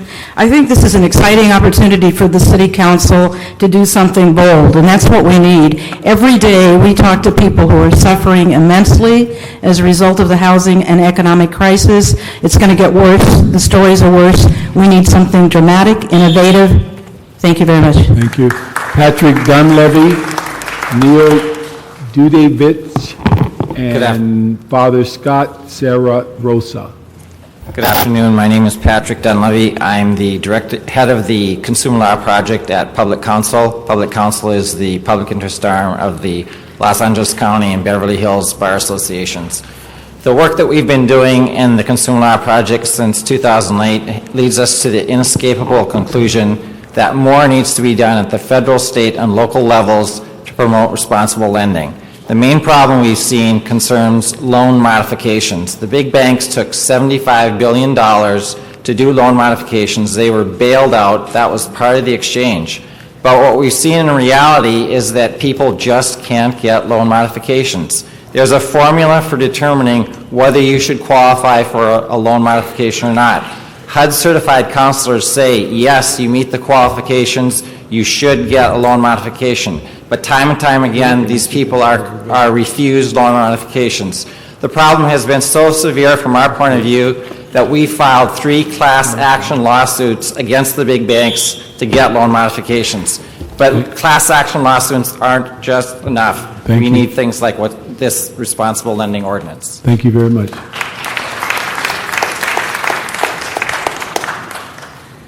Good afternoon. I'm Neil Dudovitz. I'm the Executive Director of Neighborhood Legal Services of Los Angeles County. We have been working in the community, I would say, in the trenches with Mr. Alarcon and 1LA for over 3 years, trying to address the needs for principal reduction.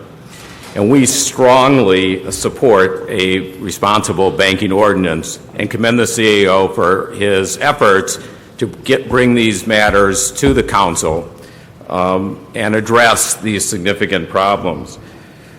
We particularly support the proposal of Ms. Rowland that the ordinance be amended to make specific reference to the LA Housing Department program that Neighborhood Legal Services is partnering with to bring principal reduction to Los Angeles. We need the additional support that the banking ordinance provides so that the banks will have to be accountable to the community. Thank you. Thank you.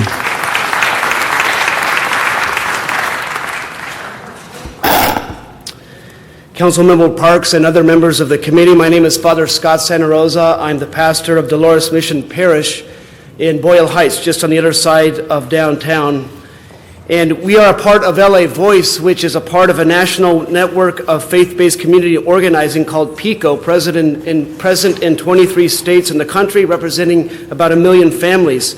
Here in Los Angeles, we are 25 congregations of faith. We are Muslim, we are Jewish, we are Christian families, and some of us are here today, and I invite you to stand. Los invito a pararse, por favor. What we want to say is that we are tired of the consequences of allowing banks to do business as usual, which does not have at heart the interests of the vast majority of Angelenos. As people of faith, all of our traditions ask that how we treat the least among us. We believe God holds us accountable. We ask the council to hold banks accountable. It is our money. We believe our money should support our values. Thank you. Thank you.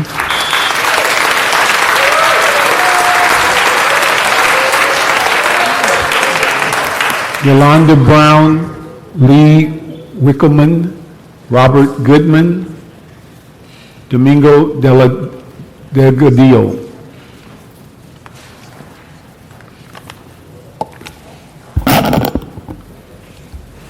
Chair Parks and committee members, good afternoon. I'm Yolanda Brown, and I have pastor responsibilities at Blessed Sacrament Church in Hollywood with about 3,000 families. For a year and a half, Blessed Sacrament has worked to support the Responsible Banking Ordinance and seeking bank partners with similar values. As a former bank executive, I was blessed to have been employed by a responsible bank, and I've witnessed to reinvestment in our communities and even educating our legislators. The Responsible Banking Ordinance has been referred to this council committee, and with all due respect, Chair Parks, the South Los Angeles District's families are deeply underserved by banks and suffer from unemployment and disinvestment. As a matter of fact, HMDA material indicates that 2 of your zip codes have the largest foreclosures. But we have worked with this committee, and we also would like to encourage enough delays with this ordinance. Let's not complicate the scorecard and this process. Our solutions are specifically that the RBO must provide reporting that has timely transparency, allows dialogues with banks on goals, as well as have banks disclose the number of low and moderate income residential home loan modifications. You only get 1 minute. Thank you very much, and may God continue to bless you. Thank you.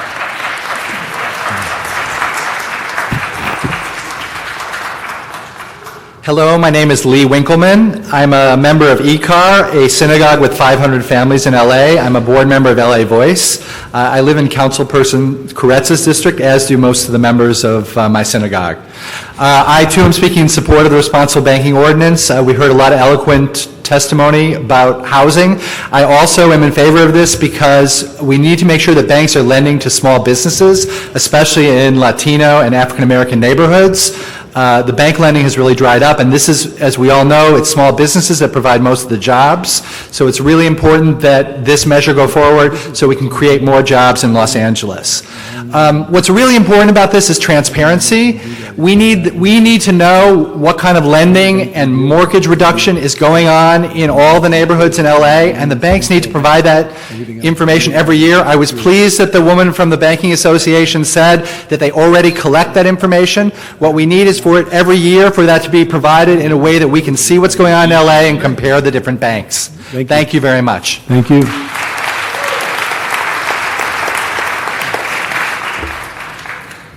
Good afternoon. My name is Robert Goodman. I'm a leader with PICO, California, and Faith and Community Fresno. I've been seeking a loan modification from JP Morgan Chase for more than 2.5 years. Last week, I received a modification package that asked for an amount greater than my original payment. This is not a modification. This is just another example of Chase's procedure. Broken promises, inaccurate and misleading information, lost, misplaced, expired documents, multiple foreclosure departments, contradictory explanation and directives, and a blatant disregard for the truth. These are not the actions of organizations seeking to strengthen or serve our communities. These are acts that sow seeds of distrust, alienation, and despair. Many of us have already lost the battle. If we do not act now to curb and redirect these profit-only seeking banks, it can only become more and more difficult as their vast resources come to bear upon our legislative processes. Let's begin to rescue our sanity with the implementation of a responsible banking ordinance.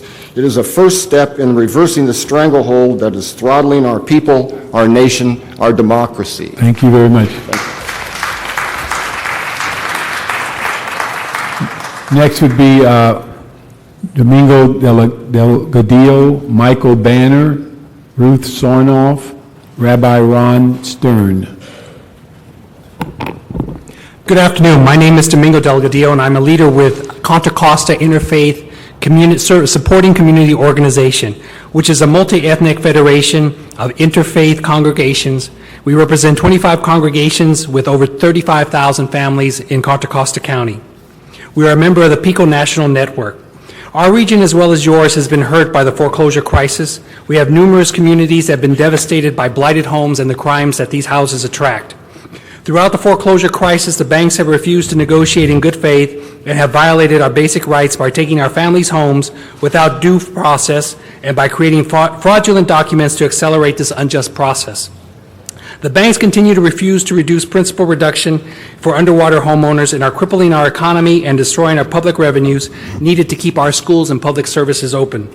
One of our goals is to protect our families. Over the past year, our congregations have moved accounts and investments worth over $50 million from banks that are not working in good faith with our families, and it helped spark the national movement to hold banks accountable.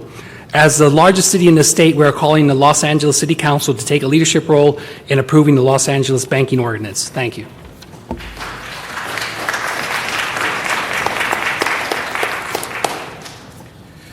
Good afternoon. I'm Michael Banner. I'm the President and Chief Executive Officer of the Los Angeles Local Development Corporation. It's a nonprofit community development financial institution.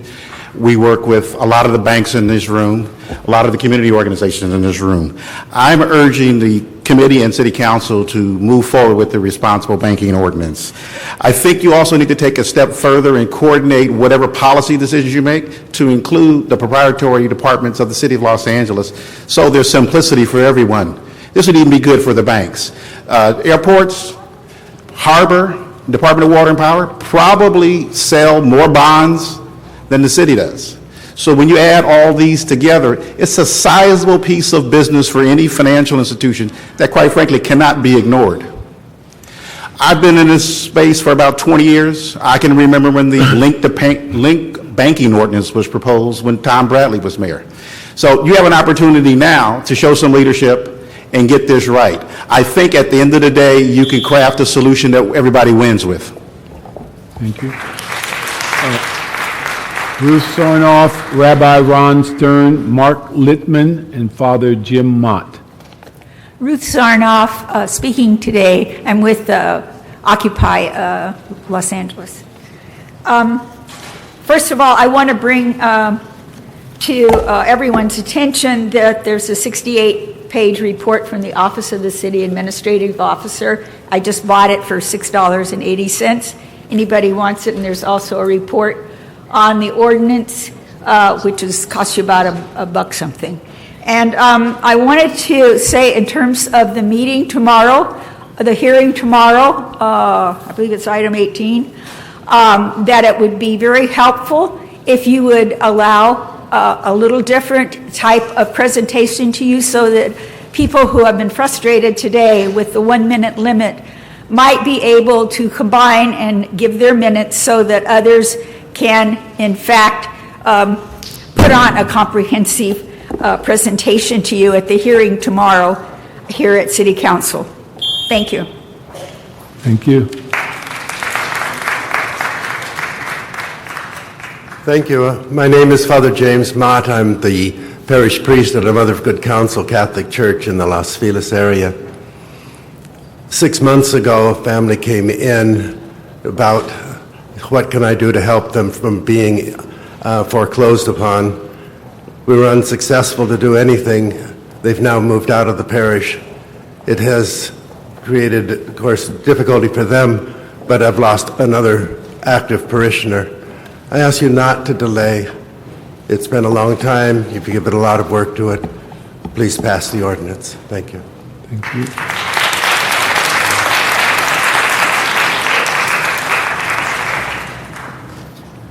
Good afternoon. My name is Mark Lippman with Occupy Los Angeles. I also speak on my own behalf. As a movement, as a people, as the citizenry of this city and country, we care not for partisanship. We are issue-oriented and civically engaged. With no disrespect to any of the members here, politicians, all politicians, are merely tools of the system. The only question that is important to us is whether those tools work for us or against us. Like any other defective tool, if it does not work for the people, it will be discarded and replaced. The question before us today of the responsible banking ordinance is clear. By passing this measure, it will make the banks, all the banks and financial institutions who want to do business with the city, accountable to the people for their actions and business practices. That is why the banks oppose this measure so strongly. The real question we are examining today is, who do you work for, the banks and the 1% or the people? Okay, thank you very much. Thank you. Our last card is Rabbi Ron Stern. Rabbi Stern here? Okay, we're going to put this card in file and we'll ask the staff to come up at this time. We close the public hearing.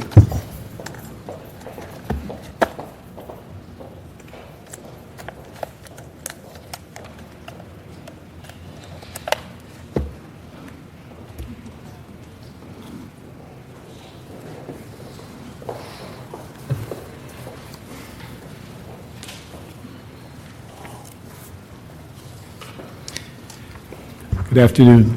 Good afternoon. Miguel Santana, CAO. We have a brief PowerPoint to sort of summarize the main parts of our report, and certainly could address the more specific questions that were raised by the councilmen as well as by members of the public. To begin with, we try to capture a symbol that represents the task that we had in front of us. What we work to do is really maintain a balance between two values in the city. The first is to ensure that we're fiscally sound and take full ownership of our fiduciary responsibility, and by that pursue policies and practices that ultimately do not cause any significant financial loss. But concurrent to that, we also have a tremendous responsibility to ensure that we develop the quality of life here in Los Angeles. And part of that means using our purchasing power as a major buyer of products to promote, attract, develop, and foster responsible business practices. And it's under this value that the responsible banking ordinance is presented to you. In our efforts to seek a balance, our recommendation is laid out to ensure that the city exercises its purchasing power to send a message to all financial institutions that seek to do business with us that it is important to us what it is that you do in our communities, what kind of practices you engage in, and whether or not you seek to do harm to our residents. In the second slide, what we do is we try to distinguish the different kind of lending institutions that exist. The responsible banking ordinance captures all institutions under the sort of the framework of a bank. And what we try to point out that there isn't really one definition for a bank. There are really four different categories. The first category is the one that my office engages with, and the one that you were presented to with several weeks ago in terms of our underwriters. These are institutions that provide underwriting services to the city and engage and assist us as we go out to the market for various bonds and short-term lending. Some of them are large institutions, but some of them are small institutions. One of the things that we're very proud of is that during the last several years, we have made significant progress in ensuring that the business that we offer underwriters represent the diversity of our city. And the list of underwriters that you approved is the most diverse list in the city's history and represents institutions based here in Los Angeles and throughout the country. There are some institutions that provide both are hybrid organizations that do a little bit of both commercial investment work and also solely investment work, and those are captured in Section B with Barclays, Goldman Sachs, and Morgan Stanley. And then there's others who are heavily leaning towards the commercial and investment area, but also engage in investment activities, and that's captured in the category in Group C. And also, it's important to point out that there are institutions that only do sort of traditional commercial banking, and that's represented by the various credit unions, the savings associations, and the community banks. Miguel, let me ask you on that. We're with institutional security companies where the treasurer invests our city money into securities to raise revenue. They would fall under B, C, or primarily, and primarily under C. Thank you.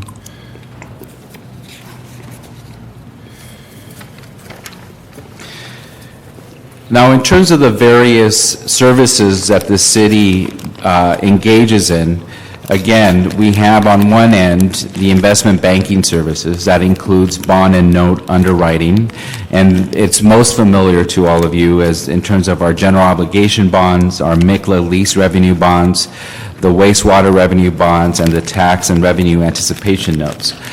We also prepared a glossary that hopefully you all have. We handed it out this afternoon that defines some of these terms. We also have, under investment banking services, remarketing agent services. That includes the MICLA CP program as well as the wastewater commercial paper program.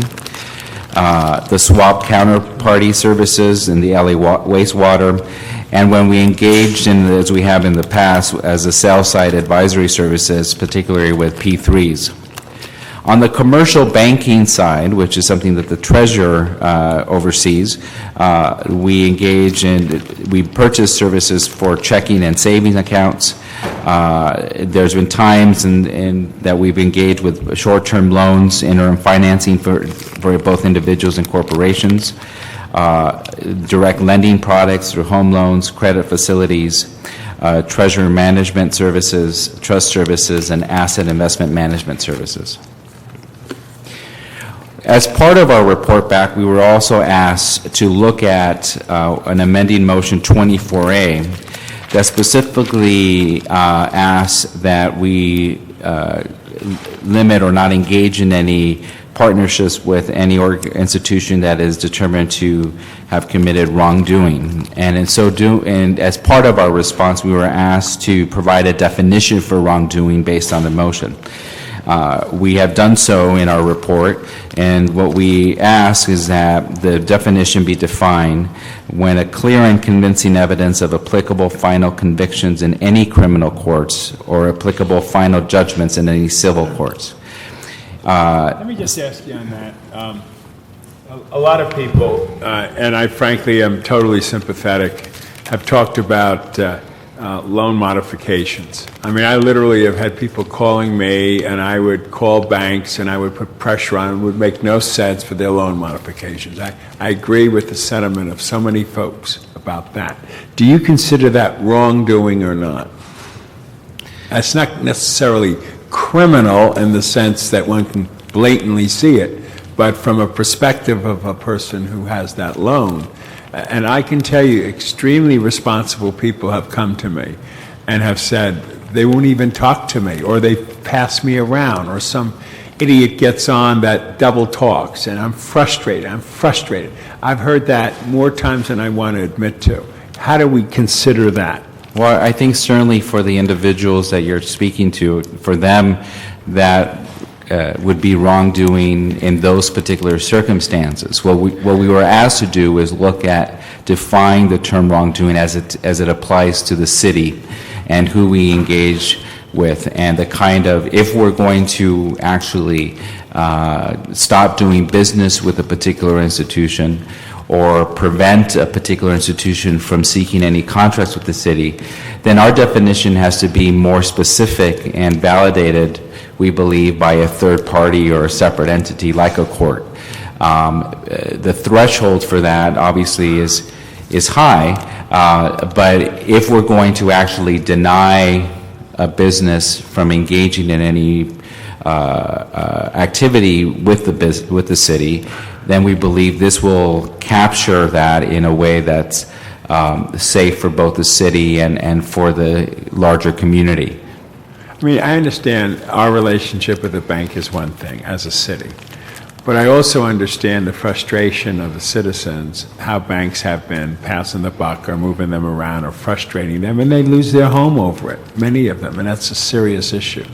Can we somehow define that within this notion of wrongdoing, or at least send them a message that kind of behavior the city of LA wants no part of, and you need to clean up your act, or deal with those who are constituents in the city of Los Angeles that have brought it to our attention? I'd like an appreciation of the fact that people who've spoken about loan modifications are being dealt with the kind of support systems that I totally believe in. I mean, right? Don't we have a lever, so to speak, as a city on Yeah, yes, we do. And if later in the report, we talk about how we utilize our authority as a consumer to request information on different banking institutions' partnership or engagement in various programs that the city has related to foreclosure prevention and other lending practices to address some of the issues that you raise. There was a presentation by a representative of 1LA who talked about tightening the information we're requesting as it relates to foreclosure prevention, and that's something, frankly, that I think is a good idea. We should ask specifically how are these various institutions engaged in a program that the city has to do exactly that, to prevent foreclosures, and do so by census tract so that we could actually capture it. So the main thrust of our recommendation is that we basically use this data as a better consumer, and from that we will have a better sense of exactly how these different institutions are engaged in those various concerns that you just raised. So going back to the PowerPoint, we were also asked in your previous committee to look at contracting guidelines to debar an entity. Let me ask one thing on the define wrongdoing. Is there any way we could add sanctions by regulatory agencies, which would then fit into the criminal or the civil, but also there are many regulatory agencies that might sanction them for inappropriate behavior? Good at that. We were also requested to look at how do we actually hold these various institutions accountable, and what teeth do we have, and what are the rights and responsibilities related to any contracting guidelines. And so as part of this, we're recommending that the guidelines allow for a debarment of any entity from doing business with the city if they are seen to be in violation of the policy that you adopt. We also, as part of that, the different institutions have a right to a hearing process. In the case, in what we're recommending, as we're recommending that the various institutions provide the city information, and if a financial institution chooses not to provide us information, that they be considered non-responsive in the RFP process, and no different than what we require under other areas in our RFP process. Is simply the first step of being considered is that you must provide us this information, and if you do not, then you will be seen unresponsive.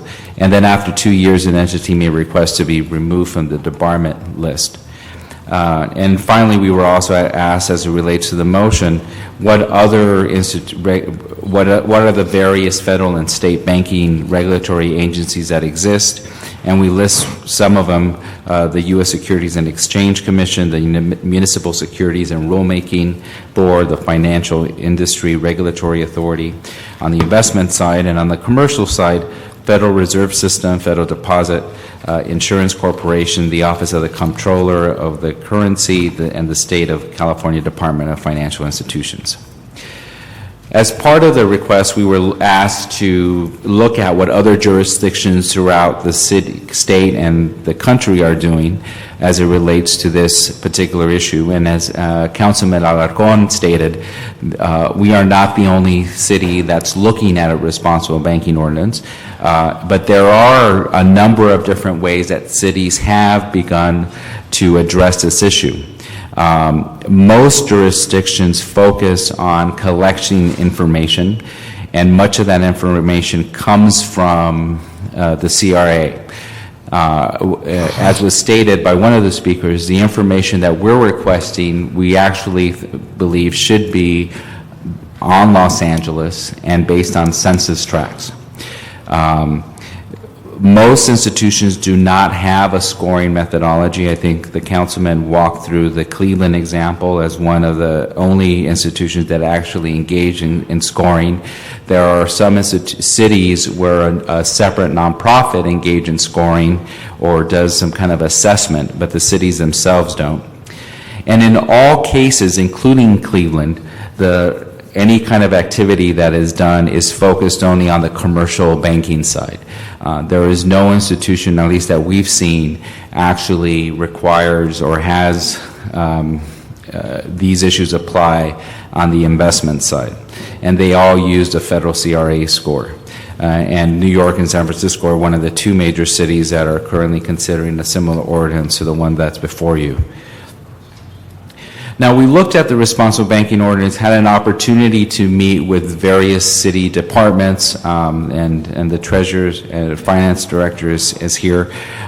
We also met with many of the representatives who are here in this room now, and try to look at how we could actually implement the responsible banking ordinance as it applies.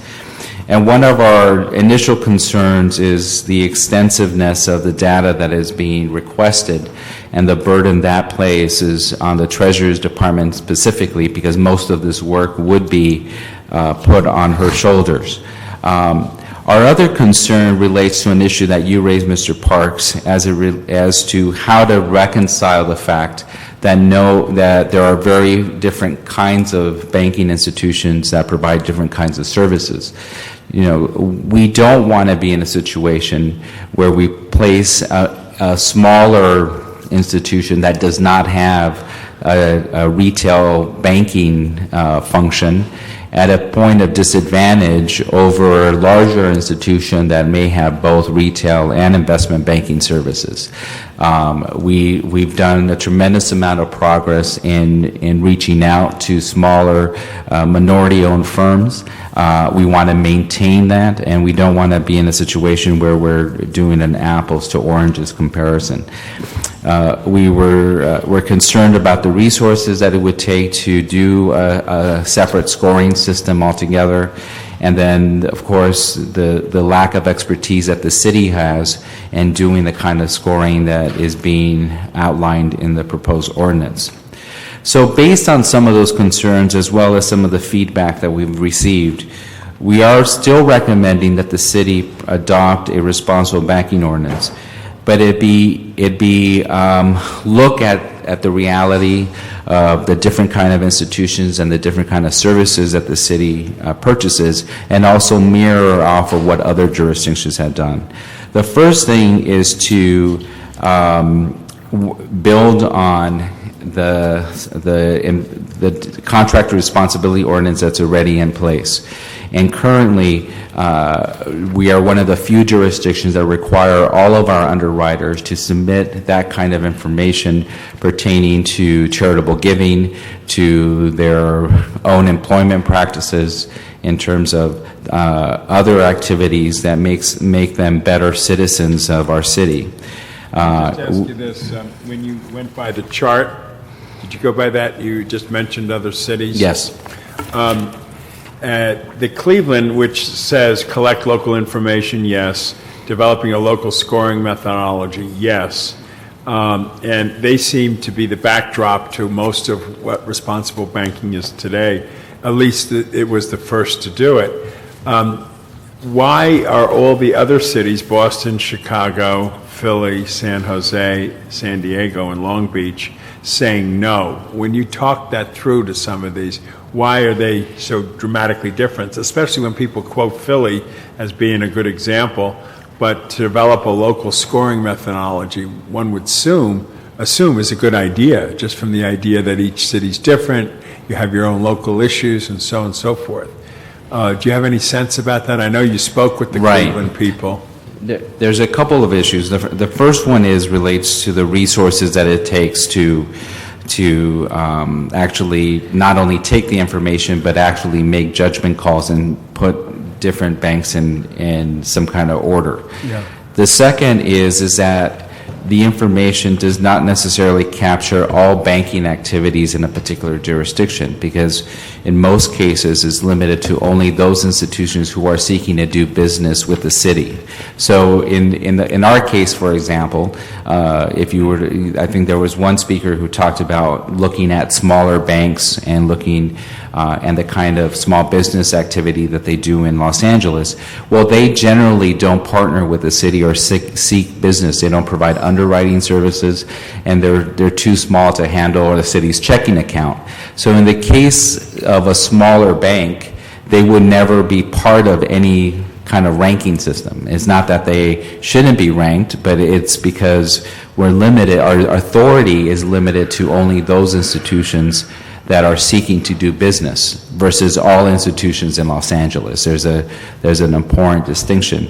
And then the third reason in talking to them is that they believe that there's already a number of different regulatory agencies that do a lot of this work. And so what they do is no different than when you purchase a car. When you purchase a car, you want to be a smart consumer. You look at consumer reports. You look at a variety of different bases of information to determine the value of the car, the mileage of the car, whether or not it's the life expectancy of the automobile. But you don't necessarily do that work yourself. And so what they engage in is basically gathering information to be smarter consumers, but not necessarily doing this specific activity. It should be noted that some of these cities, as Mr. Alarcon stated, there is a debate going on nationally, we're not the only city, where cities are being asked to do more than just what is being done today. They're being asked to look at being more assertive in the ranking of institutions. The other revisions that we laid out, if we go back to the slide number 6, is that we are recommending that we bifurcate, similar to other cities, investment versus commercial banking services, and that there'd be 2 separate criteria. Again, in fairness to those smaller investment firms that only provide investment services, and so that there isn't a confusion in how we gather information.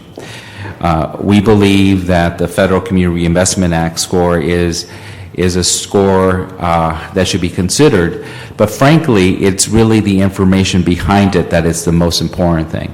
each information, it can be specific to Los Angeles, and we are asking that that information be pulled out and organized in a way where we can understand it and synthesize it more effectively than just looking through the entire score itself. And then we also recommend that we collect additional data beyond the CRA that looks at foreclosure prevention goals by census tract. And specifically, we're asking about their participation in the Keep Your Home LA program that looks at principal reduction, as was stated. And I would be in support of the amendment that has been recommended to you by members of the community. And then we also recommend, which is separate from what the CRA does, is we collect data on small business loan activity in the city by census tract. We look at specifically the CRA, and while we don't believe it meets all of our goals, because we are asking for additional information, the CRA score is an independent body. It has 34 years of proven history. It does engage in a ranking mechanism, and it verifies and audits and actually enforces good banking practices. And it also allows for the public to weigh in terms of its score. Banks take this score seriously. It is what each manager gets evaluated on their score. It's something that is, determines the size of your bonus or determines whether you're able to open up a branch in a community. So it's an important part of the banking industry. But beyond the CRA score and all the information that comes with it, we are also recommending that we get additional information and that institutions be required to disclose participation in the city's housing programs by census tract. And we work closely with the housing department to hear out their challenges that they're having in terms of having banks participate in various programs, specifically the Keep Your Home LA program that focuses on principal reduction. And so any information that informs you about which banks are engaged in this activity and to what extent they're engaged, we believe would be informative. And as well as on the foreclosure registry, which is something that the housing department also manages. We're also asking that to disclose small business loans by census tract, the number of loans that they issue in our community, as well as the total value of those loans. As it relates to underwriters, we believe that we should build on the city's corporate citizenship criteria that shows their commitment to Los Angeles and its residents. And from that, it looks at specific social policies, whether they provide child care for their employees, whether they, their equal employment opportunities, the kind of health care they provide for their workforce, their participation in scholarship programs and charitable programs, and procurement of goods and service from minority, women, and disadvantaged business enterprises. From this, we would also get a sense of how many employees they hire in our community. This recommendation is a way of making sure that the city is a better and more effective informed consumer. We are asking, in terms of the accountability, is that any organization that fails to provide this data would be deemed non-responsive when it comes to a request for proposal, and that would apply both on the investment side as well as on the commercial side. It is not unusual for the city to deem bidder and non-responsive when it comes to their participation in good faith efforts on minority-owned businesses, for example, even when they are the low-cost bidder. We see it on a regular basis. It's something that it sends a message to the community that we're serious about and that we're expecting them to provide us this information simply to engage in a partnership with us. This information will be consolidated when we go out for a request for proposal and submit it to the council and the mayor for review. We're recommending that all departments be applied, including the proprietaries. And that we organize it in a way that's similar to what Mr. Alarcon showed in terms of how the nonprofit that in New York does it, so that it's simply easy to read, that it captures the data from the last time to this time, so you could see whether there's been progress made in those areas, and that it also not just represent the information for the bidder being recommended, but also for all the other organizations that submitted bids who are not being recommended, that the matrix be comprehensive from that regard. And this information will then provide you and my office and the treasurer one more piece of data as we make a final determination. The challenges that we faced around this issue is that and certainly the Treasurer Director of Finance could speak to this more, but state law provides clarity as to the discretion that she has in selecting a banker. Let me ask you this. When you talk about the CRA, the criteria includes, and you say, all the big banks that caused the crisis have outstanding CRA scores. So they're considered great, great, great, great, great. And yet they're the ones that are in the midst of the crisis with. So how do you separate what you're saying here and what the reality is of these banks? And that's correct, and that's why we believe it's more than just a score. Each bank submits volumes worth of information, and that it's the information behind it that frankly is more important than the actual score itself. When everyone gets outstanding, well, I'm not the judge to determine whether they're all outstanding. Yeah. What we want to know is the meat behind that. And so that makes sense. But LA Voice, do you know LA Voice? Yes, of course. Have you met with them? Yes, I am. And do you lay that out to them, and how do they respond to that? Because they seem very articulate on this. I think they raise a concern that, as you stated, that it doesn't go far enough. And so it's for that reason that we've not only recommending information pertaining to the CRA, but we're also wanting to know how they participate in programs that we know about because we run them through our housing department related to prevention of foreclosures or to other housing programs. So that will impact the loan modification that is correct. I keep bringing up. And so that's unique to the city. We can verify that information because it's our own housing department that actually runs that program, and it's specific only to LA. So we're not relying exclusively on the CRA information. We are wanting them to go beyond that and provide us more specific information to Los Angeles. Okay, thanks. Now, as it relates to the various issues that were raised so far, I'll start with questions and recommendations made by the councilman. We concur with him that the information should be specific to Los Angeles, and we believe it should be actually specific to census tracts in Los Angeles, so we have a better sense of how different communities are being affected by the various banking practices. We would support a committee, and he recommended a committee to provide further assistance. Keep in mind that what we have before you is sort of the larger policy recommendation, but there needs to be more work to revise the ordinance as well as to drill down on the specific information and how that information is gathered. Make sure we've captured everything, and so certainly a committee that represents both advocates and the banking industry as well as our various departments would be something that would make sense. In terms of an annual review, yes, sir. If I can clarify that, it sounded like what he was talking about is rather than having us pass the criteria as it's here now, that we create some sort of a task force to go over the criteria and then come back, I don't know, in a month or two with an agreed criteria, rather than just passing this and then somehow tweaking it later.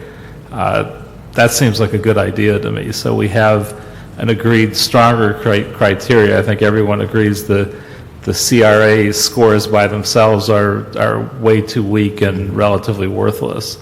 So as part of this, if we can set up a group to create a better criteria, I think that would answer a lot of our questions. And I think, again, that's something that we have been doing and certainly would recommend doing further. The question is, well, I'll go to the areas where we agree on first, and then the annual review. Well, as you know, it's challenging to find a way to mandate institutions to refresh that information on an annual basis.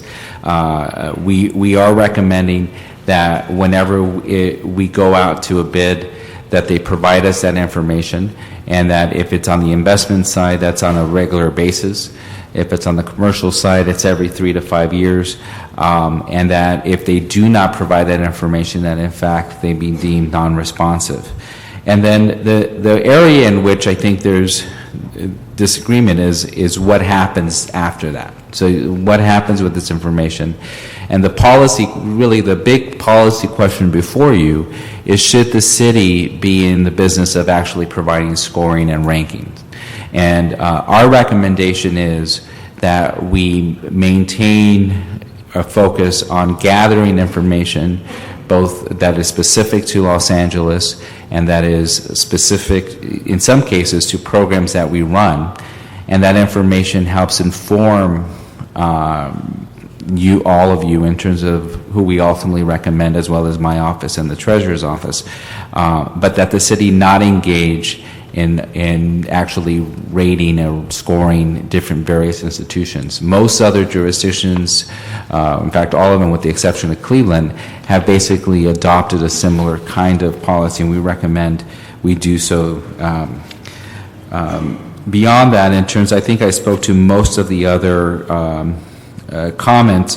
The more specific one, again, to reemphasize, is that we do support more detailed information on principal reduction and the program, specifically the one run and managed by the city, and that our recommendation be amended to allow for that kind of more specific detail. And with that, I'll turn it over to Antoinette.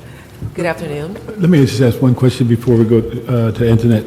Let me ask on just a quick question on slide 6, where you mentioned on the second one down on the bifurcation of investment and commercial.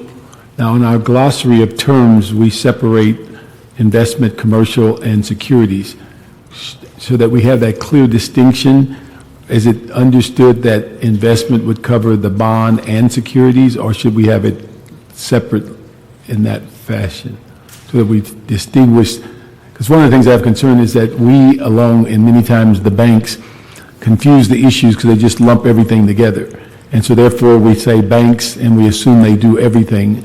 And as we get into it, we find that there are some very specialized that deal with the debt, some that are very specialized that deal with securities, and then some that deal with retail and commercial and take loans and give loans and deposits. And as long as we keep merging them together, it seems like it creates confusion. Well, we spent actually quite a bit of time sort of discussing that and trying to distinguish the various institutions, and we actually thought about putting in the definitions within the ordinance itself, and we finally ended up recommending against that, in part because sort of these terms are used interchangeably. What we believe the best way to proceed is that, you know, based on the actual service. So when we're out looking for an underwriter, then that service will define which part of the ordinance applies. So an underwriter, whether you're Bank of America or Loop, you will be treated as an underwriter because that's exactly the service that we're looking for.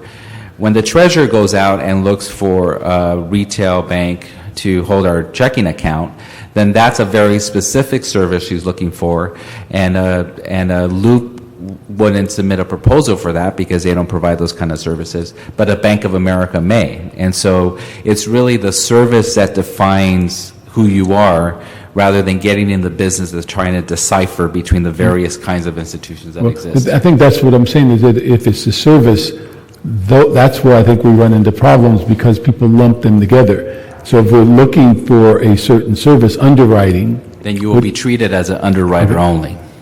But I think when we comment on it and defining it in our slides, we should be just as clear in the labeling as we would be if we're seeking the RFP. And if we're saying, if Ms. Cristobal is out looking for a investment bank to invest in securities, that appears to be different than us going out to an underwriter. And that kind of clarity is what I think we need as we use these terms. Otherwise, people are asking us about, why don't we ask questions of the underwriter about foreclosures and loan modifications? And that's what creates the confusion, is that they believe it's all one group. Wherever there's finances, they believe it's a bank, and in fact, it's not. Right. Well, we could certainly be a little bit more clear. That's the chart with the different circles. Attempted to do that. Yeah, the chart is good. I'm just saying on that bifurcation, right. If we just use the word investment, it's, I guess, assume that that's debt and securities. That's right. Okay. Got it. Good afternoon, Antoinette Cristobal, City Treasurer. Because of time, I will be limited in my discussion. Miguel actually touched on a number of impacts relative to the Treasury operations.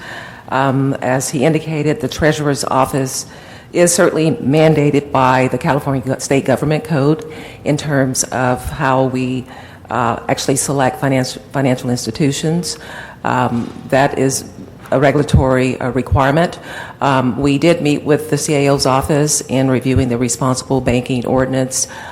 We work closely with his office. We provided information to address our concerns. As the Treasurer's operations, we do have limited staff and do not have the expertise to actually collect and review the amount of data that is being requested in the current Responsible Banking Ordinance. We do support the CAO's report and the modifications that Miguel spoke about, and certainly look forward to working with Council on implementing it. Any question? Bill? Not at the moment. Okay. Now, one thing, we're going to have these issues, or at least same briefing at Council tomorrow. And what my intent is not to move these items out of committee, but really seek input from the entire council as you formulate your report or tweak what you presented. And so the issue, although your report reflects some recommendations, it's not my intent at this time to be moving any recommendations until we get the entire input from the council, as we promised 40 days ago.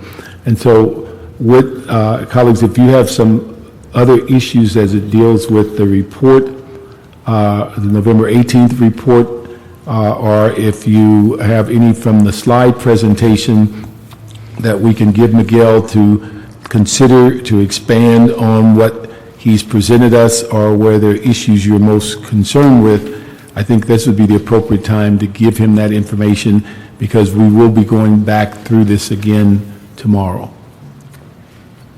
If I could, on that point, I'm not ready to go forward with anything at this point. I think a lot of the public comment was compelling enough, frankly, and I think our country is in a very serious spot. What we basically want to do is have credibility with the constituents regarding the banks. I got problems with the banks historically, and my constituents right now have a serious amount of complaints. And frankly, I'm compelled to support it. I actually believe that a responsible banking law would be the right thing to do. That's why I want you to make sure the Cleveland aspect, especially where they say yes and everybody else says no on getting the data, separating that out. I think also what Richard Alarcon said, his 4 points, need to be aired and discussed. But most importantly, I think people like me, I've had problems with the banks in the last few years. I mean, the loan modification issue is just one of them. I've just found it just incredibly unacceptable for the foreclosures to happen on people that are sincere with their banks. It's not their fault that these deals were cut the way they were when they were, and instead of throwing the people under the bus, I don't want to see that, okay? And that's the status we're at. The credibility of the banks is online now, like never before. And if our city, which does so much business with the banks, can't find a lever, and I think Mr. Parks made a point earlier, I don't know if he said it on the record here or not, but we seem to deal with one big bank, right, when it comes to some of these issues? Or do we deal with them all? Do we fracture them out? Like Wells Fargo, we have a lot of, but I know B of A is here, and I know the other ones here. How are they involved in it so that we can truly appreciate the justice issue that it was compelling for me to discuss? Can you feel comfortable? Because I would like us to pass one before the Christmas holidays. Can we be in a position to do that? I think our report does that. I mean, our report recommends moving forward on a responsible banking ordinance. It tries to balance both our fiduciary responsibility with that of our the sentiment that you just expressed, wanting to ensure that banks are acting responsibly in our community, and it sounds maybe trite, but information is power. I mean, in this case, what we're asking is for information on lending practices by census tract that look at foreclosure practices, the various issues that you just raised, small business loans, and so that information, once you have it, some will speak for itself, and then based on that, ultimately you will make the decision as to who to move forward with. We're limited in our flexibility, as the treasurer indicated, that when she selects a bank, her primary, which is very clear in state law, responsibility is her fiduciary responsibility. And so, but at the same time, there's nothing that precludes us from asking for this information. And what we're wanting us to be our more better informed consumers of these services in the future. Yeah, but knowledge is power, like you said, and the more we have it up front, will that also get the banks to appreciate what we're really looking for so that they clean up their act and present themselves in a better way than try to play games with us? Can we get that comfort out of this? And I think that's what this does. Okay, thank you. Yeah, I'm looking at all my notes and trying to synthesize it into some intelligent comments. Obviously, we want to find some way to help hold the banks accountable. We want to incentivize them to do the right thing from here on. Apparently, this has worked in other cities, so we want to encourage principal reduction and better, more responsible approach to foreclosures and more small business loans in minority areas, all the things that are desirable. At the same time, I think we really want to be sure that this doesn't cost the city a large amount of money. We have to do this in a responsible way. And I think we have to look at, if we actually wind up disqualifying a number of major banks, how that impacts our ability to do underwriting, et cetera. And I think we don't want to put a lot of impractical and costly requirements on city staff. At the same time, other cities have gone through this, and they found a way, I presume, not to burden themselves with huge costs. So I think we really want to study what other cities have done in terms of cost to do this in an effective but cost-effective way. So we can meet our fiduciary responsibility, but also meet our societal responsibility to take banks to task and to encourage them to change and improve their processes and hold them accountable. Once we've gone through this process, if we actually distill this down to a rating or at least some relatively digestible format for the information, I think we want to do a service to the rest of the community and put it on a website and do whatever else we can, not just to use it internally, but actually to make it very public. And again, that should be, I would think, a big incentive for banks to do the right thing. Now, I know the idea of bifurcating two pieces of banks. I guess I think Bank of America now has Merrill Lynch as a division.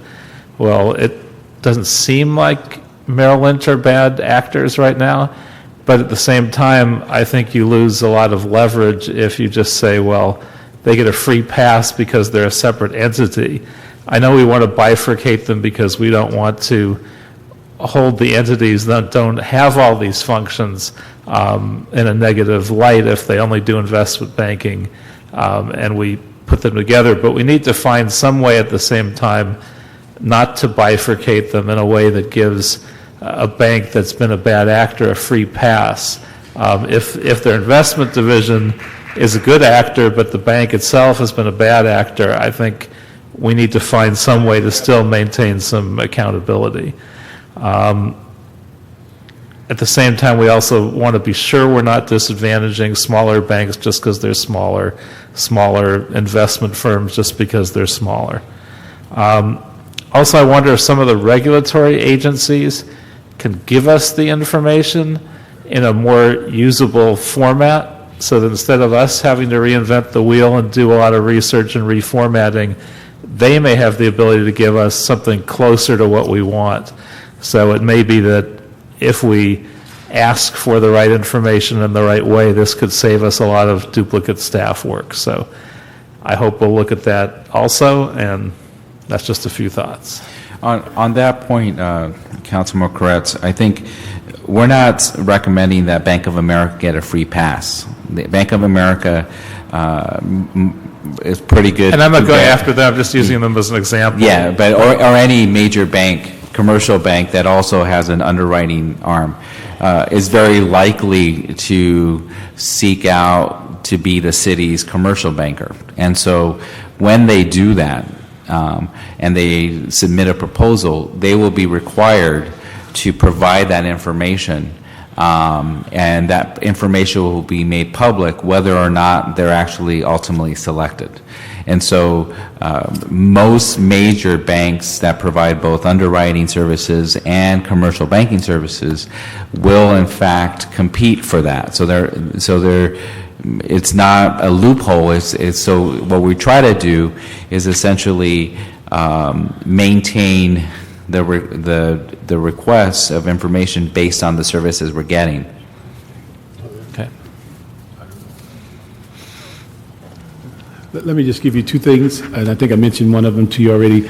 I just think we need a broader definition of wrongdoing so that it's more clarity as to what it means, and it's not speculative. And the other thing, and I think it just may be an interpretation, but on the fourth and fifth page of your report that addresses the issue of the approval of the bench for underwriters, I think if you go back and look at the motions and what occurred on October the 11th, may give a different impression than how this is written, because my impression was that the council approved the bench. They also approved your ability to continue doing the mini RFPs and bringing them to council. But from reading the report, it gives an impression that maybe we shut down business. Now, I know and the whole intent of this was to allow you some flexibility to move forward while this banking ordinance was being addressed, but it was not an intent, in my judgment, to eliminate the current system that allows you to bring us the bench, put deals together, and then recommend to us what those deals are, and then we get a chance to say yes or no. But I think the whole intent of removing instruction or recommendation number 3 out of the report was the original motion was to stop everything and not make any deals while we're going through the banking ordinance. And so I wanted to give you the leeway to say, no, let's have you continue to make deals and have the flexibility, but just bring them to the council as you're putting them together, as opposed to in the past, you would bring us a recommendation. No, I think we understood that. Perhaps this could have been a little bit more clear to your point, but I think what we're pointing out here is that what was taken away is the CAO's authorization to negotiate and execute the contracts. And in the past, what we've done is we've gone ahead and done that and brought them to your body to inform you of that outcome. Yeah, but I think the dilemma is that there was a motion that said stop doing business totally.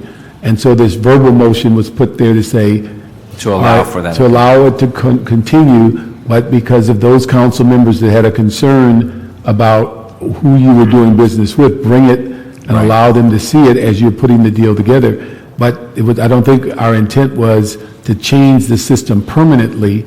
It was a matter of allowing this process to move forward and let you do business. But I think what I got out of it was that the intent was to go back once this responsible banking ordinance was completed, was to go back to the process that we've used for years, where you bring the bench, we agree to it, you then can put the deals together, and then you bring us recommendations that this is the deal I'd like to complete, and these are the people that are on it, and we say yes or no. So, well, we could amend that to say to revert back to the previous process. The previous process, and I think what I got out of it was that once we got past this responsible banking, that motion, that verbal motion was just an interim procedure to allow you to continue doing business while we're working through this. Okay, that's clear. A few more questions for the record, okay?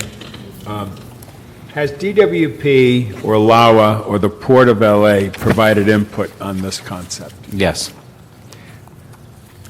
How would they be impacted?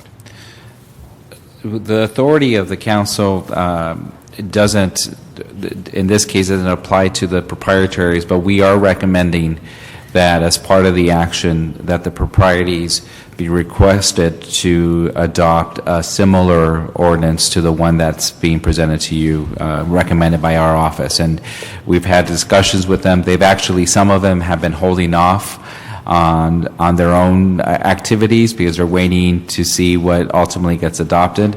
So I think they would welcome clarity as to ultimately the direction that the city's headed, and I think would be likely to adopt something similar to what we have recommended. I mean, that's good news because these proprietary departments are huge and they have a tremendous impact on the banks in the situation. A few more quick questions for the record.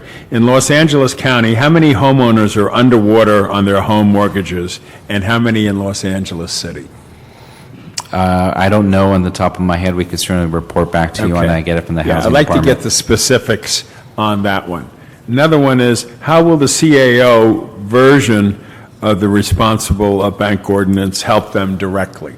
That's tied into the foreclosure people. Can we help those people who are in foreclosure with this responsible banking ordinance? And if it doesn't directly help these people, will it indirectly help them and others as they deal with their issue of being underwater? Okay. This was proposed to be an annual report card. I think you're saying yes to that? So the data might be collected over periods of time? No, what we're suggesting is that it be done whenever we go out for the services. And so every time that we go, my office does, or the treasurer does, or a proprietary does, that we would gather, this would be part of the process of gathering information. Okay, so this is in keeping with what you're suggesting we do. Does the responsible bank ordinance mean more money and investment in our Los Angeles community? And if so, how? In other words, does that set us up in a good way, too?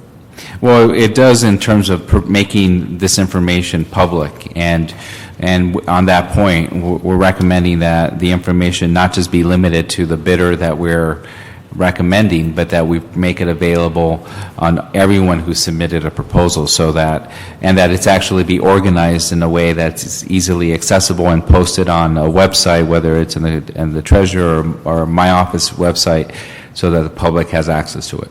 Just curious, how are the banks already monitored on their performance?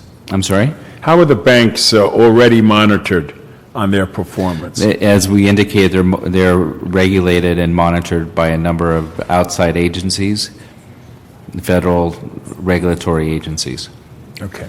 And state. Okay. So once again, tomorrow will be another discussion.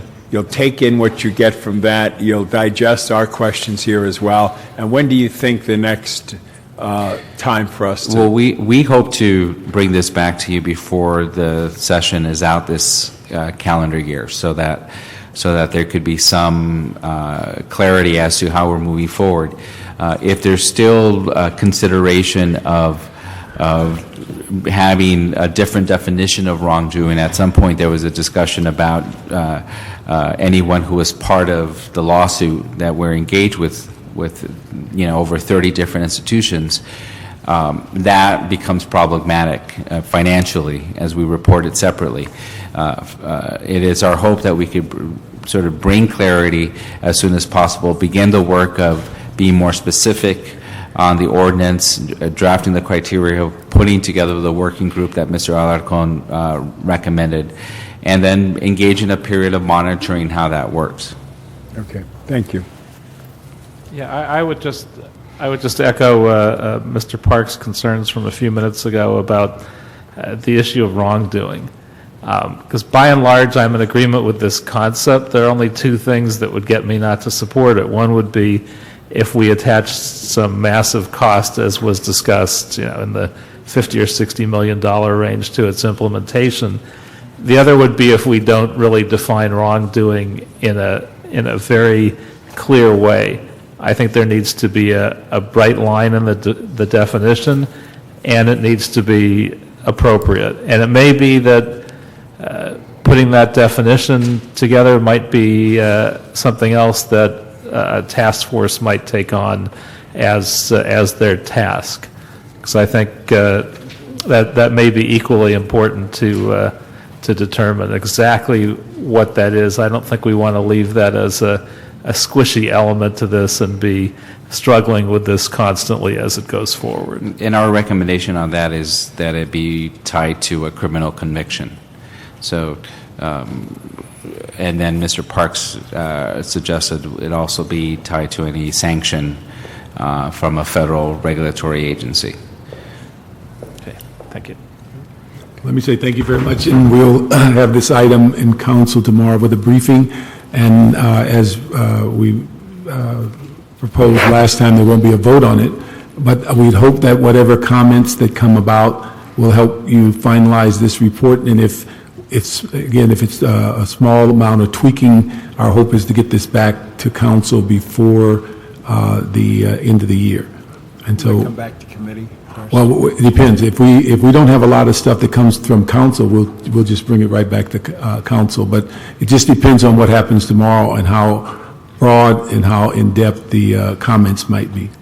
Yeah, and my suggestion is that you premise it with what we had today, the discussion we had today, the discussion Mr. Alarcon made and some of his suggestions, and our questions and suggestions, so we don't have to reinvent the whole conversation over tomorrow, but give that as a backdrop. Yeah, and I think it may be a simpler process too, if we follow Mr. Alarcon's request that we create the criteria after the fact and it's not in the ordinance. And so that, again, would be probably where most of the debate would go on, is what is the criteria and what are the, whether it's a marker or whatever.